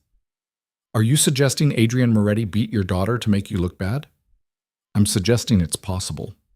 Despite medical testimony that these injuries were weeks old when documented, despite x-rays showing healed fractures from years prior, despite objection, Webb cut in, asked and answered, sustained, but the damage was done. The jury had seen Richard scrambling, making wild accusations, looking desperate. Evelyn felt something loosen in her chest. Closing arguments came on a Friday. Andrea was brilliant. She laid out the evidence methodically, piece by piece, building a case so airtight that even Webb's theatrics couldn't shake it. She showed the jury who Richard Hayes really was. Not the philanthropist, but the abuser. Not the victim, but the architect of his own downfall. Webb countered with emotion. He talked about reasonable doubt, about the presumption of innocence, about a daughter who'd been manipulated by a dangerous man into destroying her own father. The jury deliberated for 3 days. Evelyn spent those days in a fog. She couldn't eat, could barely sleep. Adrien kept her company in the evenings, not saying much, just present. Maria cooked meals she didn't touch. Claire called with updates that all amounted to nothing. They're still deliberating. No verdict yet. These things take time. On the 3rd day, Evelyn was in the gym, hitting the bag until her knuckles were raw, when Adrien appeared in the doorway. They have a verdict. Her heart stopped. What? The jury. They reached a decision. Claire's on her way to pick us up. Evelyn pulled off her gloves, hands shaking. Already? Apparently. Is 3 days fast? I don't know, but we need to go. The courtroom was packed when they arrived. Press, spectators. People who'd followed every moment of the trial and wanted to see how it ended. Richard sat at the defense table, pale and still. His lawyer whispered to him, but he wasn't listening. His eyes were fixed on the jury box. Evelyn sat between Claire and Adrien, hands clenched in her lap. The judge entered. Everyone stood, sat. The ritual of justice playing out in precise steps. Has the jury reached a verdict? The foreperson stood, a middle-aged man with kind eyes. We have, Your Honor. On the charge of embezzlement, how do you find? Guilty. Evelyn's breath caught. On the charge of fraud? Guilty. On the charge of conspiracy to commit murder? Guilty. The charges kept coming, 17 counts, guilty on every single one. The courtroom erupted. Richard's lawyer was on his feet, objecting, demanding a mistrial. The judge called for order. Richard sat frozen, his perfect facade finally, completely shattered. Evelyn felt tears streaming down her face. She didn't know she was crying until Adrien handed her a tissue. "It's over," Claire said quietly. "It's finally over." Sentencing came 2 weeks later. The judge was a woman in her 60s who'd presided over the trial with firm neutrality. She looked at Richard Hayes with something close to disgust. "Mr. Hayes, you have been found guilty of crimes that show a pattern of corruption, manipulation, and cruelty spanning over a decade. You abused your position of trust, you stole from those who believed in your charity, and most egregiously, you attempted to orchestrate the death of your own daughter for financial gain." Richard stood, jaw clenched, saying nothing. "The court sentences you to 23 years in federal prison with no possibility of parole for 15 years. Additionally, you're ordered to pay restitution to all victims of your fraud, and all assets obtained through illegal means are to be seized and distributed accordingly." The gavel came down. Richard Hayes was led away in handcuffs. He didn't look at Evelyn as he left, didn't acknowledge her existence. She found she didn't care. Outside the courthouse, reporters swarmed. Evelyn stood on the steps, Claire beside her, and gave a brief statement. "I'm grateful for the jury's verdict and the judge's sentence. My father hurt a lot of people for a long time. I'm glad he's finally being held accountable." She paused. "And I hope anyone else living in fear knows that speaking up is possible. It's hard. It's terrifying. But it's possible." The questions came rapid fire after that, but Claire guided her away back to the car where Adrien waited. They drove in silence for a while. Evelyn stared out the window, watching the city pass by, feeling like she was seeing it for the first time. "How do you feel?" Adrien asked finally. Evelyn considered the question. "Empty, but in a good way. Like I just set down something heavy I've been carrying forever." "That sounds about right. Is this what closure feels like?" "I don't know. You tell me." Evelyn thought about her father in a cell, stripped of power and money and the illusion of respectability. About walking into that courtroom and telling her truth despite every attempt to silence her. "Yeah," she said. "I think it is." That night the house felt different, lighter, like something oppressive had finally lifted. Evelyn found Adrien in the garden, sitting on the bench where they'd talked months ago, back when she'd first arrived and couldn't imagine feeling safe anywhere. She sat beside him. "Can I ask you something?" "Always." "What happens now, with us?" Adrien looked at her, really looked at her. "What do you want to happen?" "I don't know. I just know that I'm done waiting for permission to want things." "Good. So what do you want?" Evelyn took a breath. "I want to stay, not because I need protection or because I don't have anywhere else to go, but because I choose to. Because I—" She stopped. "Because what?" "Because you saw me when I was invisible. And I think I might love you for that." The words hung between them. Adrien was quiet for a long moment. "You think?" "I know. I'm just scared to say it." "Why?" "Because what if this is just gratitude? What if once I'm really on my own, I realize I don't actually—" Adrien touched her face, gentle. "Evelyn, I've watched you for 4 months. I've seen you go from terrified to furious to unbreakable. I've seen you stand in front of your father and take back your power. You're not confused. You're just not used to trusting yourself yet. So you think, I think you know exactly what you want. You're just waiting for permission to have it." He smiled. "You don't need permission anymore." Evelyn kissed him. It wasn't dramatic or earth-shattering. It was just right, like coming home to a place she'd never been, but somehow always known. When they pulled apart, Adrien rested his forehead against hers. "I love you too," he said quietly, in case that wasn't clear. It wasn't, but it is now. They sat in the garden as night fell, two people who'd found each other in the wreckage of broken lives, and for the first time in longer than either could remember, the future felt like something to look forward to instead of something to survive. Evelyn knew the real work was just beginning. Healing wasn't linear, trust was fragile, and building a life from nothing was harder than burning one down. But she also knew she wasn't alone anymore, and that made all the difference. 6 months after the verdict, Evelyn woke to sunlight streaming through windows she'd chosen herself. Not borrowed light in someone else's house. Not the dim glow filtering through cheap curtains in her father's home. This was hers. The bedroom. The windows. The choice to leave them uncovered because she wasn't hiding anymore. Adrien was already awake, sitting on the edge of the bed with his phone. He looked over when she stirred. "Morning," he said. "What time is it?" "7. You want coffee?" "I want 5 more minutes." He smiled, set down his phone, and lay back down beside her. "Take 10. The world can wait."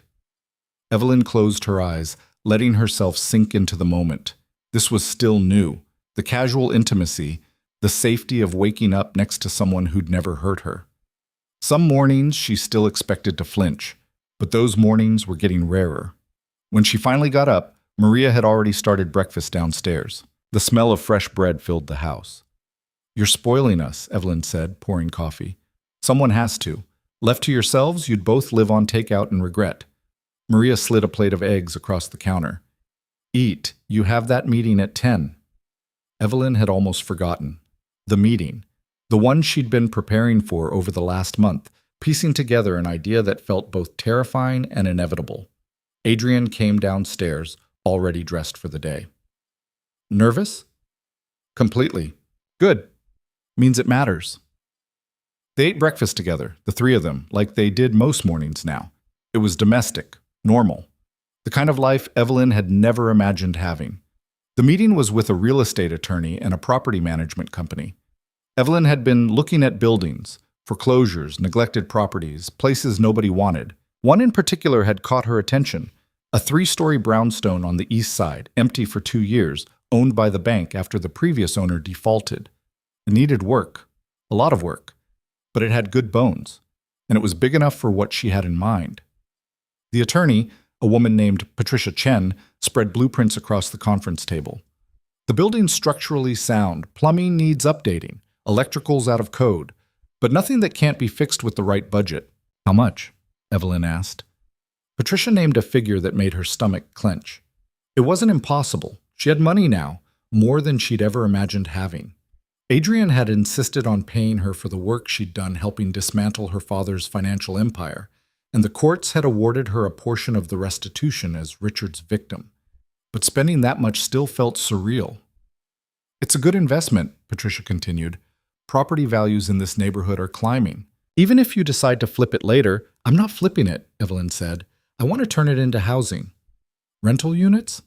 "Transitional housing, for women leaving domestic violence situations." The room went quiet. Patricia looked at her with new interest. "That's ambitious." "I know. You'll need permits, inspections, insurance that understands you're running a shelter operation, not just renting apartments." "I've been researching." "Have you run the numbers? Operating costs, staffing, maintenance?" "I have." Evelyn pulled out her own folder, filled with spreadsheets and projections she'd been working on for weeks. "I know it's not going to be profitable. That's not the point." Patricia studied the documents. "You've thought this through." "I've lived through it. I know what's needed." After a long pause, Patricia nodded.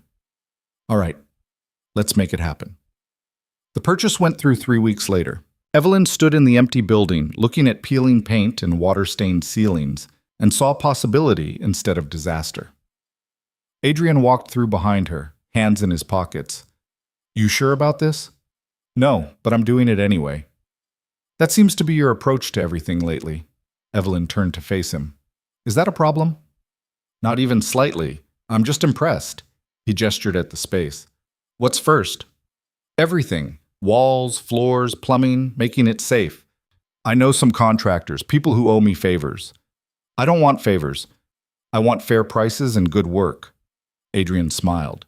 "You can have both." The renovation took 4 months. Evelyn was there almost every day, making decisions about layouts and safety features. She studied building codes and accessibility requirements.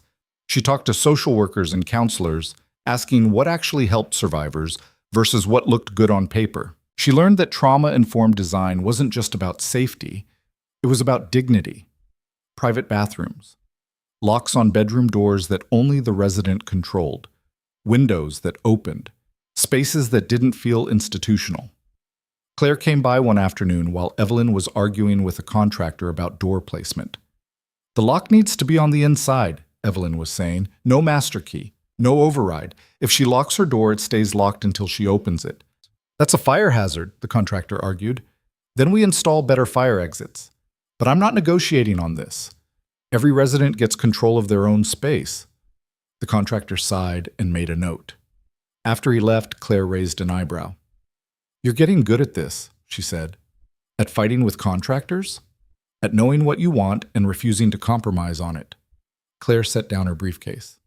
"I talked to some people, nonprofits that run similar operations. They're willing to share their models, their paperwork, everything. Why would they do that?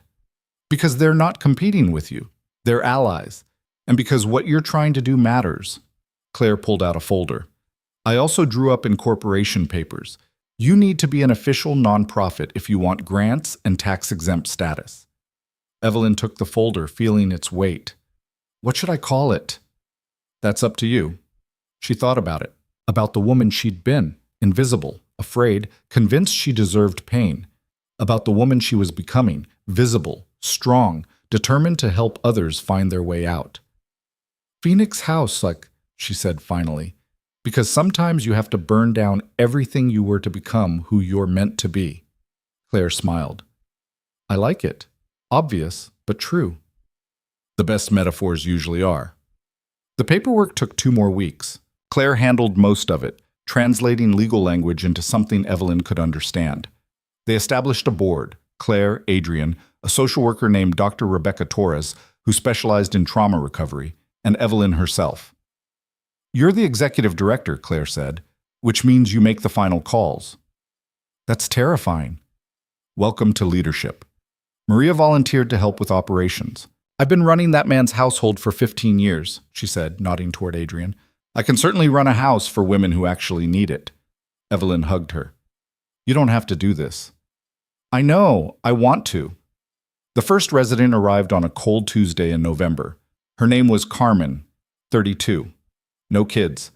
A scar above her left eyebrow that looked like it had healed wrong. She stood in the doorway with a duffel bag and an expression that Evelyn recognized instantly. Hope fighting with the certainty that this would somehow be another trap. "Hi," Evelyn said gently. "I'm Evelyn. Come in." Carmen didn't move. "The social worker said this place is free. That can't be right." "It's right. No rent, no payment, just a safe place to figure out your next step." "What's the catch?" "No catch. Just house rules, no violence, no substances, respect everyone's space. That's it." Carmen's eyes filled with tears. "I don't understand." "You don't have to understand it right now. You just have to decide if you want to come inside." Carmen took a shaky breath and stepped through the door. Evelyn showed her to a room on the 2nd floor. It was small but private. A bed, a dresser, a window, with curtains Carmen could close if she wanted. A bathroom she wouldn't have to share. A lock on the door with only one key, which Evelyn handed to her. "This is mine?" Carmen asked. "For as long as you need it." "How long can I stay?" "We'll figure that out together. There's no timer. Some people stay a week. Some stay months. Whatever you need to get stable." Carmen sat on the bed, still holding her duffel bag like she might need to run. "I've never had my own room before." "Now you do." After Carmen settled in, Evelyn went downstairs where Maria was organizing the kitchen and Adrien was installing security cameras, high-end ones that fed to a system only Evelyn and Maria could access. "How's she doing?" Maria asked. "Scared, trying not to show it." "That's normal. Give her time." Over the next 2 weeks, more women came, each one with her own story, each one carrying damage that wasn't her fault but was hers to heal from anyway. There was Monica, 19, who'd run from her boyfriend after he broke her arm. There was Diane, 45, who'd spent 20 years married to a man who told her she was worthless. So many times she'd started to believe it. There was Sarah, 28, with 2 kids and a restraining order that might as well have been toilet paper for all the protection it provided. Evelyn met each of them at the door, showed them their rooms, made sure they understood the rules, and more importantly, made sure they understood they were safe. Not perfectly safe. Nowhere was perfectly safe. but safer than where they'd been. Some nights, Evelyn lay awake listening to the house settle, wondering if she was doing this right, if she was helping or just playing at something she didn't fully understand. Adrien would find her those nights, pull her close, remind her that nobody knew what they were doing when they started something new. "You're learning," he'd say. "Same as them. What if I mess up? What if I make it worse?" "Then you'll fix it. That's what you do." 1 month in, Carmen came to Evelyn's office. She'd been quiet most of the time, keeping to herself, eating meals in her room instead of the common area. "Can I talk to you?" Carmen asked. "Of course. Sit." Carmen perched on the edge of the chair, nervous energy radiating off her. "I want to press charges against my ex, but I'm scared." Evelyn knew that fear intimately. "What are you scared of?" "That no one will believe me, that he'll get away with it, that it'll make everything worse." "Those are all valid fears. But you did it. You pressed charges against your father. I saw it on the news." Evelyn hadn't talked about her own story much at Phoenix House. She didn't want to make this about her, but sometimes sharing was necessary. "I did," Evelyn said, "and it was the hardest thing I've ever done, but I don't regret it." "Did it help, testifying?" "Yes, not because he went to prison, though that helps, but because I got to tell the truth. In public, where he couldn't deny it or twist it or make me doubt myself." Evelyn met Carmen's eyes. "But that was my choice.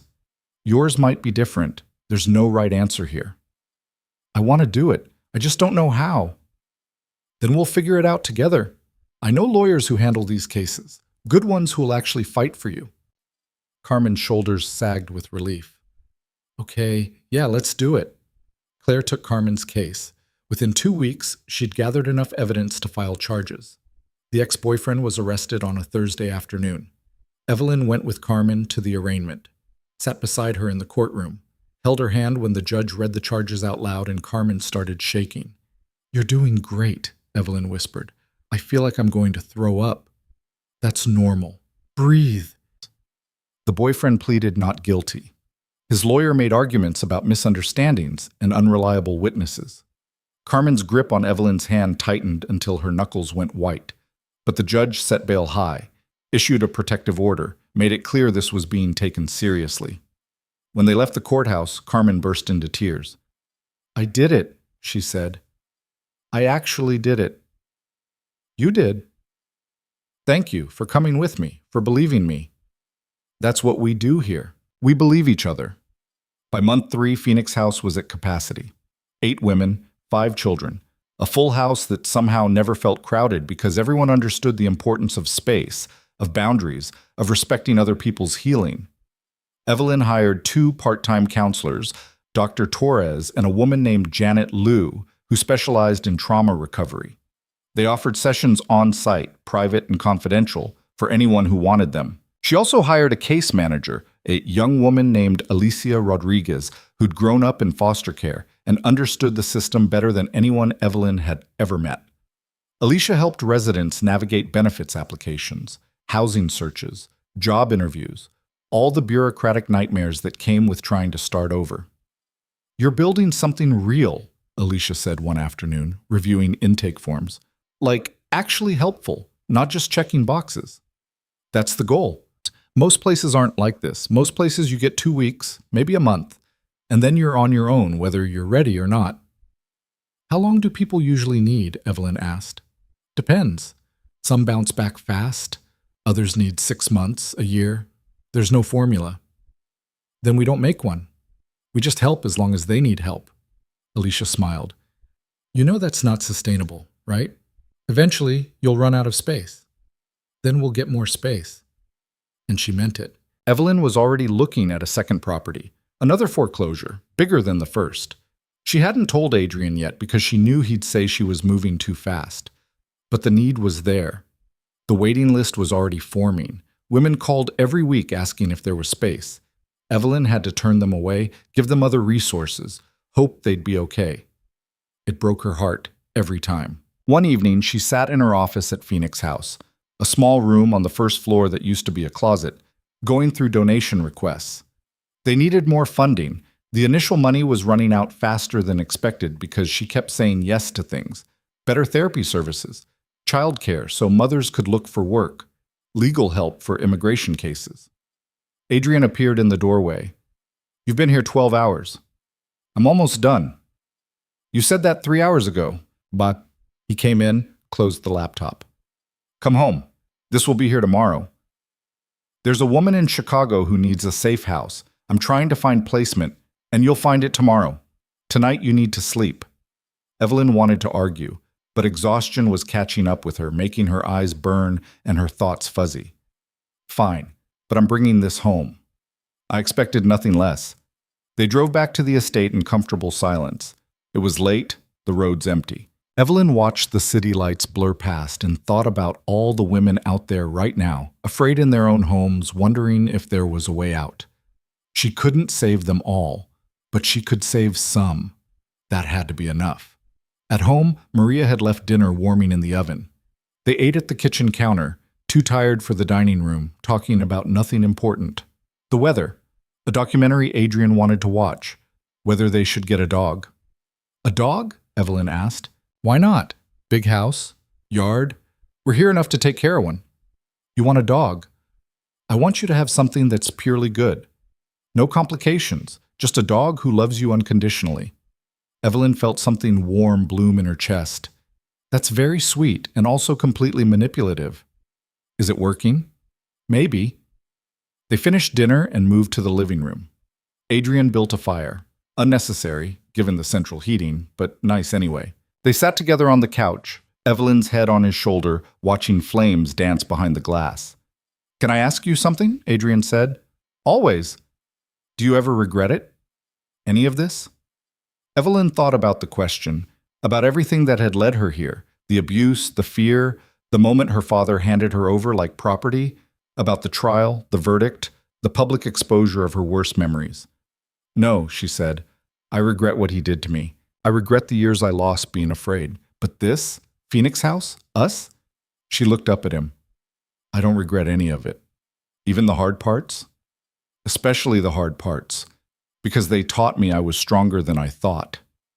Adrien kissed the top of her head. "You're the strongest person I know." "I'm really not." "You are. You just don't see it yet." They sat by the fire until it burned down to embers, holding each other, and Evelyn felt something she'd never expected to feel. Peace. Not perfect peace, not the absence of problems, but the bone-deep certainty that she was exactly where she was supposed to be. 6 months after Phoenix House opened, a reporter from the city newspaper called, requesting an interview. Evelyn almost said no.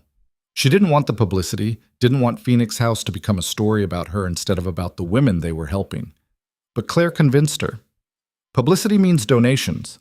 Donations mean you can help more people, and your story might inspire someone to leave. So Evelyn agreed. The reporter, a woman named Jennifer Park, arrived on a Wednesday afternoon. She was younger than Evelyn expected, early 30s, with kind eyes, and a recorder she asked permission to use. They sat in the common area at Phoenix House. Residents moved around them, Monica making lunch in the kitchen, Diane reading on the couch, Sarah's kids playing in the corner.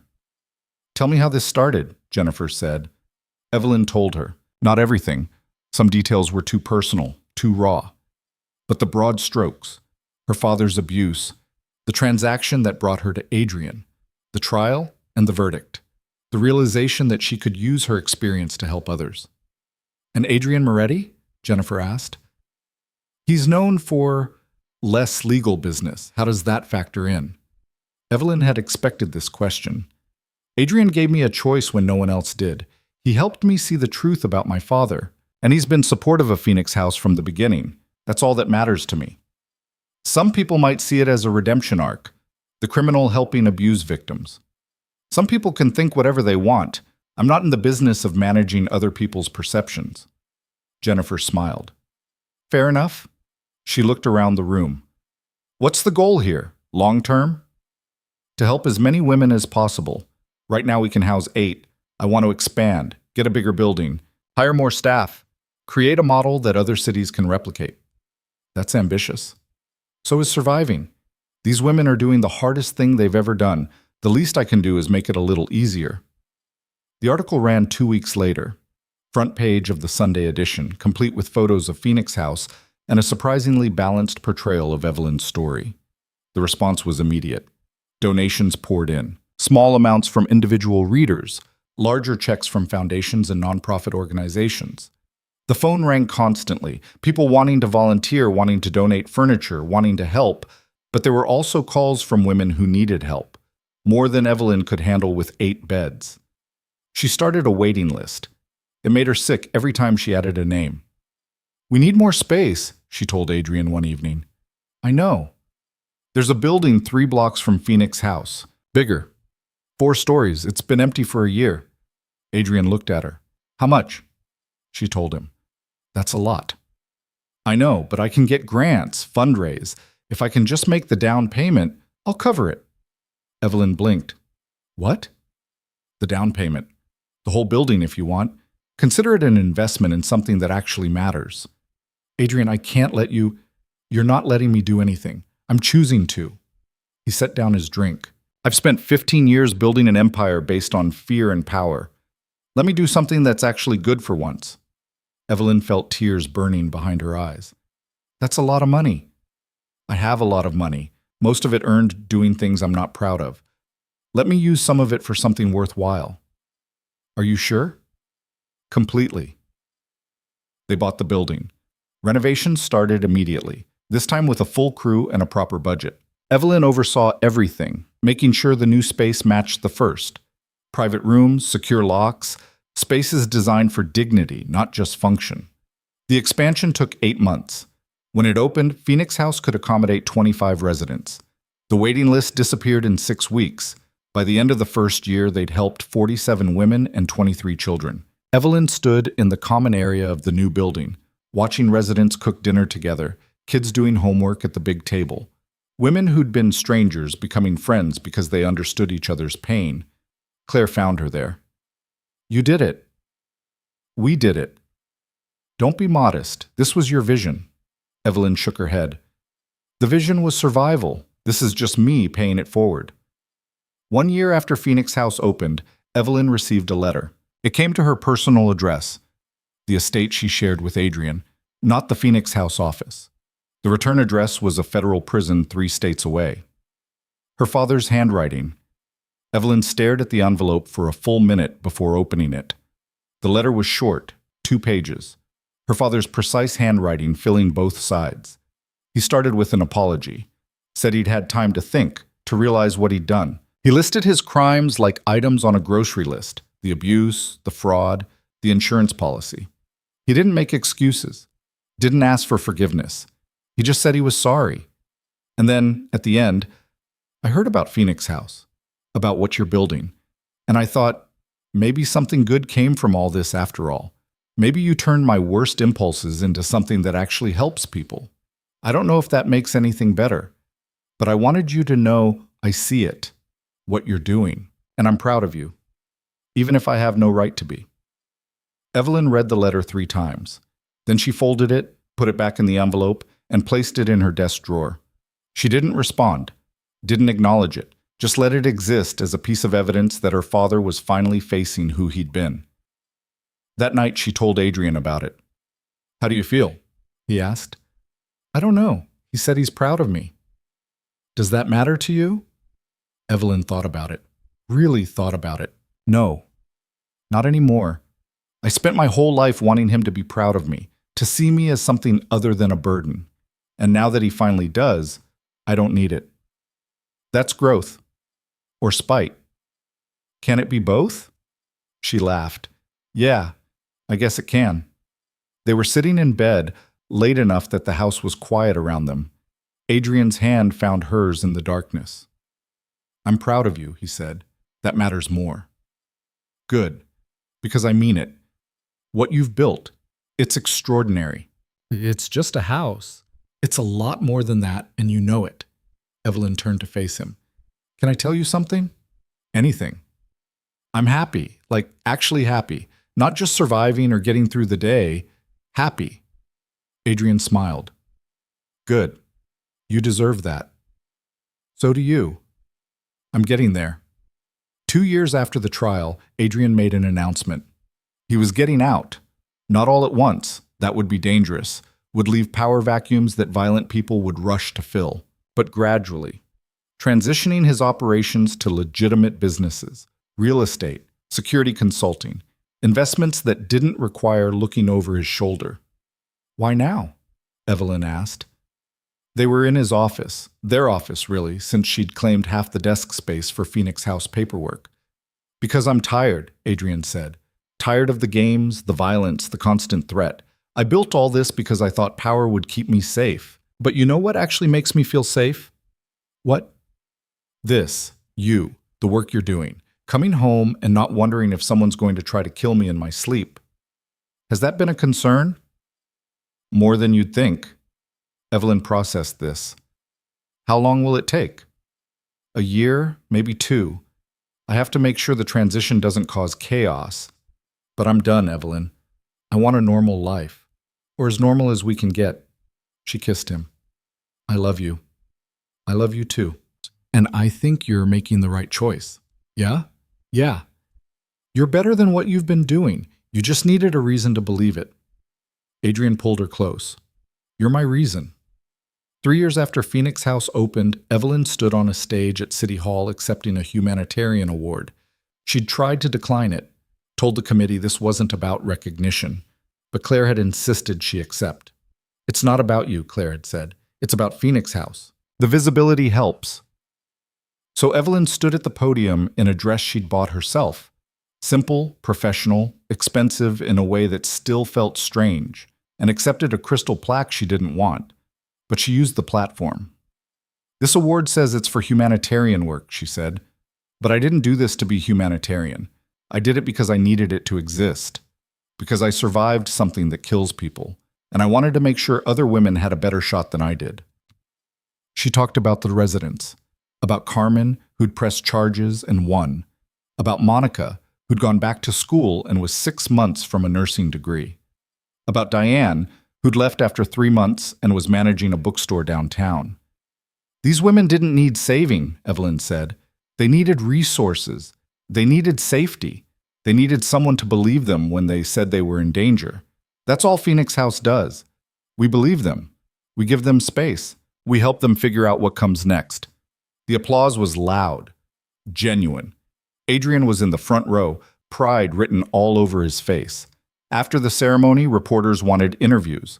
Evelyn gave them, talking about Phoenix House's expansion plans, about the need for more funding, about how domestic violence wasn't a private matter. It was a public health crisis. She was good at this now. The public speaking, the advocacy. She'd learned to use her voice, to demand attention instead of shrinking from it. On the drive home, Adrien reached over and squeezed her hand. You were amazing, he said. I was terrified. Couldn't tell. Good. That means the acting lessons paid off. He laughed. You're not acting. You're just finally letting people see who you've always been. 4 years after the trial, Evelyn married Adrien in a small ceremony in the Phoenix House garden. They'd rebuilt it over the years, turned the overgrown mess into something beautiful. Flowers, trees, a small pond. Residents helped maintain it, said the work was therapeutic. The guest list was small. Maria, Claire, Dr. Torres. A handful of Phoenix House residents who'd become friends. Alicia, who'd been promoted to deputy director when the organization got too big for Evelyn to manage alone. No family. Evelyn's father was in prison. Her mother had died when she was 60. Adrien's parents were long gone. But that was okay. They'd built their own family. The ceremony was simple. No religion. Neither of them wanted that. Just vows they'd written themselves. Promises to support each other, to choose each other every day. To build a life that was theirs. When the officiant pronounced them married, Evelyn kissed her husband and felt something settle into place. This was it. The life she'd fought for. The future she'd built from nothing. The reception was in the Phoenix House common room. Residents had cooked, a massive spread that combined a dozen different cultures and cuisines. Music played, kids ran around. It felt like a real celebration, not a performance. Carmen, who'd moved out 6 months ago but still volunteered, pulled Evelyn aside. I have something for you, she said. She handed Evelyn an envelope. Inside was a card signed by every woman who'd ever stayed at Phoenix House. Dozens of names, messages of gratitude, stories of new lives. Evelyn's throat tightened. "Carmen, this is— You saved us," Carmen said simply. "All of us. In different ways. But you did. And we wanted you to know it mattered." That night, after everyone left and the house was quiet, Evelyn and Adrien sat in the garden under string lights someone had hung for the wedding. "How does it feel to be married?" Adrien asked. "Exactly the same, but also different." "That makes no sense." "I know, but it's true." Evelyn leaned her head on his shoulder. "We were already committed, already building a life together. But saying it out loud, making it official, it feels more real somehow." "I get that." They sat in comfortable silence, watching stars appear as the sky darkened. "What do you want?" Adrien asked. "Long term, 5 years from now, 10. Evelyn thought about it. "I want Phoenix House in 5 cities. I want comprehensive support systems for survivors. I want laws that actually protect people, instead of just looking like they do." She paused. "And I want to wake up next to you every morning and not wonder when the other shoe's going to drop." "That's a good list. What about you?" "I want to be fully legitimate. No more questions about where my money comes from. I want to help you build whatever you're building next, and I want to grow old with you without getting shot first." "The bar is low but achievable," Adrien laughed. "Exactly." 5 years after Phoenix House opened, Evelyn stood in front of a building in another city, watching contractors break ground on Phoenix House, Chicago. The model worked. She'd proven it. And now, with funding from foundations and individual donors and a few very wealthy people who wanted to make a difference, she was expanding. Claire ran the legal side now full-time. Alicia managed the original Phoenix House. Maria had officially retired but still showed up most days anyway, claiming she was bored at home. And Adrien had kept his promise. He was out. Completely legitimate. He'd transitioned everything, sold off what he couldn't salvage, built a new empire based on real estate development and security consulting for nonprofits. "You're changing the world," he'd said one night. "I'm helping a few people. That's not the world. It's their world. That's what matters." Now, watching the Chicago groundbreaking, Evelyn felt the weight of what she'd built. Not just buildings, though those mattered, but a framework, a way of helping that actually worked, something other people could replicate. Her phone buzzed, a text from Carmen, who was now the intake coordinator at the original Phoenix House. "New resident just arrived. Single mom, 3 kids. She said she saw you on the news and knew we'd help. Thought you'd want to know." Evelyn typed back. "Make sure she gets the corner room. It's quieter." Already done. She smiled, pocketed her phone, and went back to watching the construction crew work. 7 years after the trial, Richard Hayes died in prison. The notification came through official channels. A letter from the Department of Corrections informing his next of kin. Evelyn was still listed. She'd never bothered to change it. Heart attack. Quick. He didn't suffer. Evelyn sat with the letter for a long time, waiting to feel something. Relief. Grief. Anything. But there was nothing.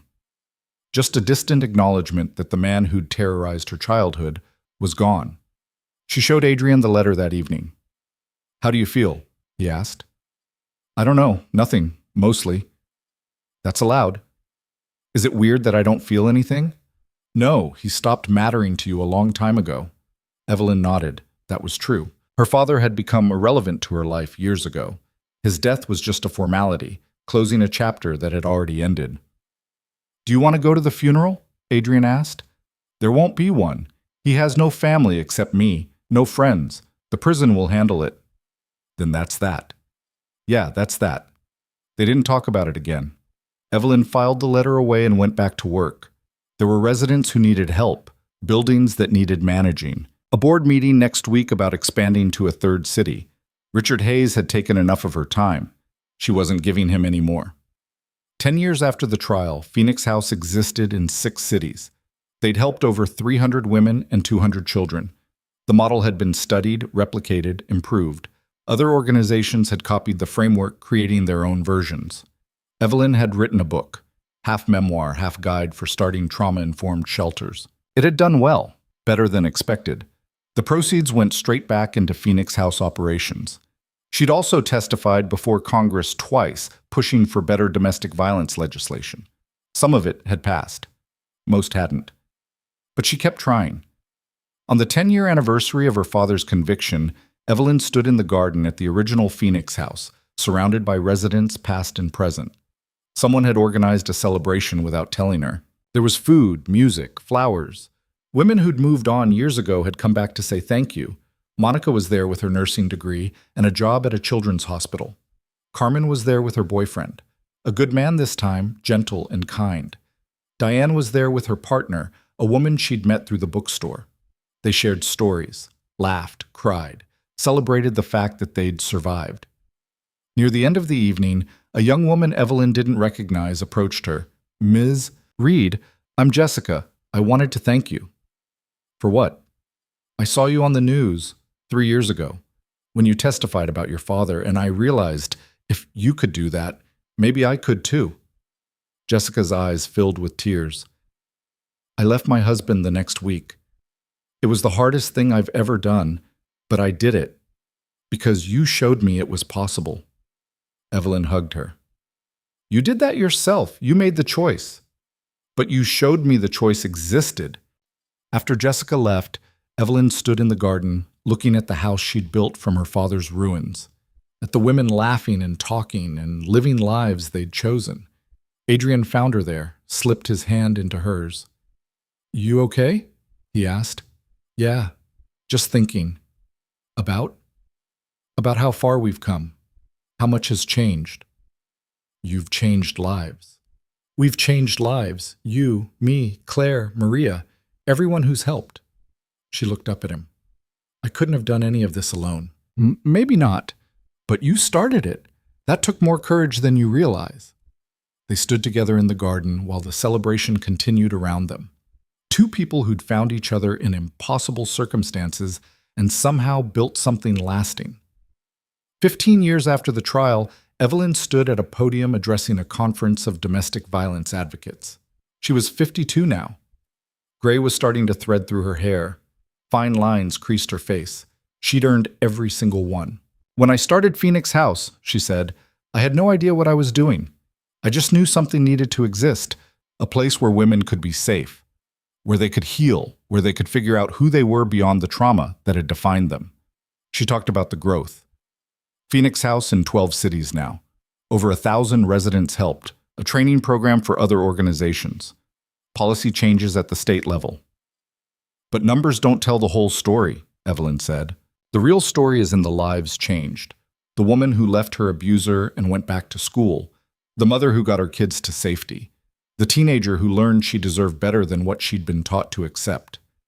She paused, looking out at the audience of social workers, counselors, advocates. "We can't save everyone. That's the hard truth. Some people won't make it. Some will go back. Some will be killed before they can get out. And we have to live with that." Her voice was steady. "But we can save some. And for those people, we have to keep trying. We have to keep building. We have to keep believing that every single life matters enough to fight for." The applause was thunderous. After the speech, people wanted to talk to her, to share their own stories, to ask advice. Evelyn listened to all of them, offered what guidance she could. Adrien waited in the back of the room. He was 60 now, mostly gray, retired from everything except helping Evelyn with Phoenix House logistics. "Ready to go home?" he asked when the crowd finally dispersed. "More than ready." They'd bought a smaller place 5 years ago. The estate had been too big once Maria passed, peacefully, in her sleep, at 83. Now they had a house that was just theirs. Comfortable. Manageable. Home. On the drive, Evelyn watched the city pass by. So much had changed. So much had stayed the same. "What are you thinking about?" Adrien asked.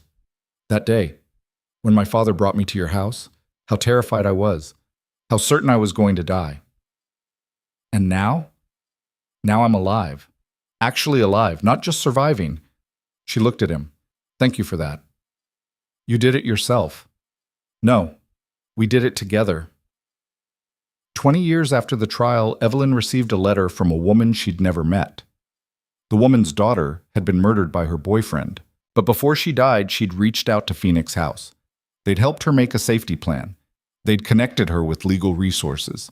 They'd done everything they could. It hadn't been enough. The letter was heartbreaking. But at the end, the mother wrote, "Because of you, my daughter spent her last few months knowing someone cared, knowing she mattered, knowing she wasn't alone. I'll never stop missing her, but I'm grateful she had that." Evelyn cried when she read it. That night, she and Adrien sat on their back porch, watching the sunset. "I can't save everyone," Evelyn said. "No, you can't. But I keep trying anyway, because that's who you are." She leaned against him. "I'm tired, Adrien. Not done, but tired." "I know. Do you think it's enough? What we've built?" Adrien was quiet for a moment. "I think you took something terrible and turned it into something that helps people. I think hundreds of women are alive because of Phoenix House. I think that's more than enough. I want it to outlast me, to keep helping long after I'm gone. It will. You've built something sustainable, something that doesn't depend on just you." Evelyn hoped he was right. 25 years after the trial, Evelyn retired from day-to-day operations at Phoenix House. She was 62. Her body hurt in ways it hadn't used to. She got tired faster. And there were younger people now, people who'd been residents once, who understood the work from the inside and were ready to lead. She stayed on the board, still fundraised, still advocated, but the daily management went to others. It felt strange at first, like losing part of herself, but also freeing. She had time now. Time to garden. Time to read. Time to travel with Adrien to places they'd always talked about visiting, but never had. Time to just exist without the weight of everyone else's survival on her shoulders. One afternoon, she stood in the garden at the original Phoenix House, still running, still helping people, 25 years after she'd opened the doors. A current resident, a young woman named Maya, approached her. "Ms. Reed, can I ask you something?" "Of course." "Was it worth it? Everything you went through, everything you built, was it worth the cost?" Evelyn thought about the question, about the years of abuse, the trial, the nightmares that still came sometimes, the weight of knowing she couldn't help everyone who needed it. "Yes," she said finally, "not because what happened to me was good, it wasn't, but because I turned it into something meaningful. I took the worst thing that ever happened to me and used it to help other people. That's worth everything." Maya nodded, processing that. "Thank you." After she left, Evelyn walked through the house one more time, past the common room where residents were making dinner together, past the offices where counselors met with clients, past the bedrooms where women slept safely for maybe the first time in years. This was her legacy. Not the trial. Not exposing her father. This. She found Adrien waiting by the car. "Ready?" he asked. "Yeah, let's go home." They drove away from Phoenix House, away from the work that had defined the last 25 years of her life, and Evelyn felt at peace. She'd done what she set out to do. She'd built something that mattered. She'd helped people who needed help, and she'd proven, to herself more than anyone, that survival wasn't the end of the story, it was just the beginning. Years later, long after Evelyn was gone, Phoenix House would still be there, still helping, still saving lives. But that afternoon, driving home with her husband beside her, Evelyn didn't think about the future. She thought about the present, about the life she'd built, about the woman she'd become. She'd started as someone invisible, afraid, convinced she deserved pain. She'd become someone powerful, unbreakable, someone who changed the world for the better. Not perfectly, not without scars. But she'd done it, and that was enough.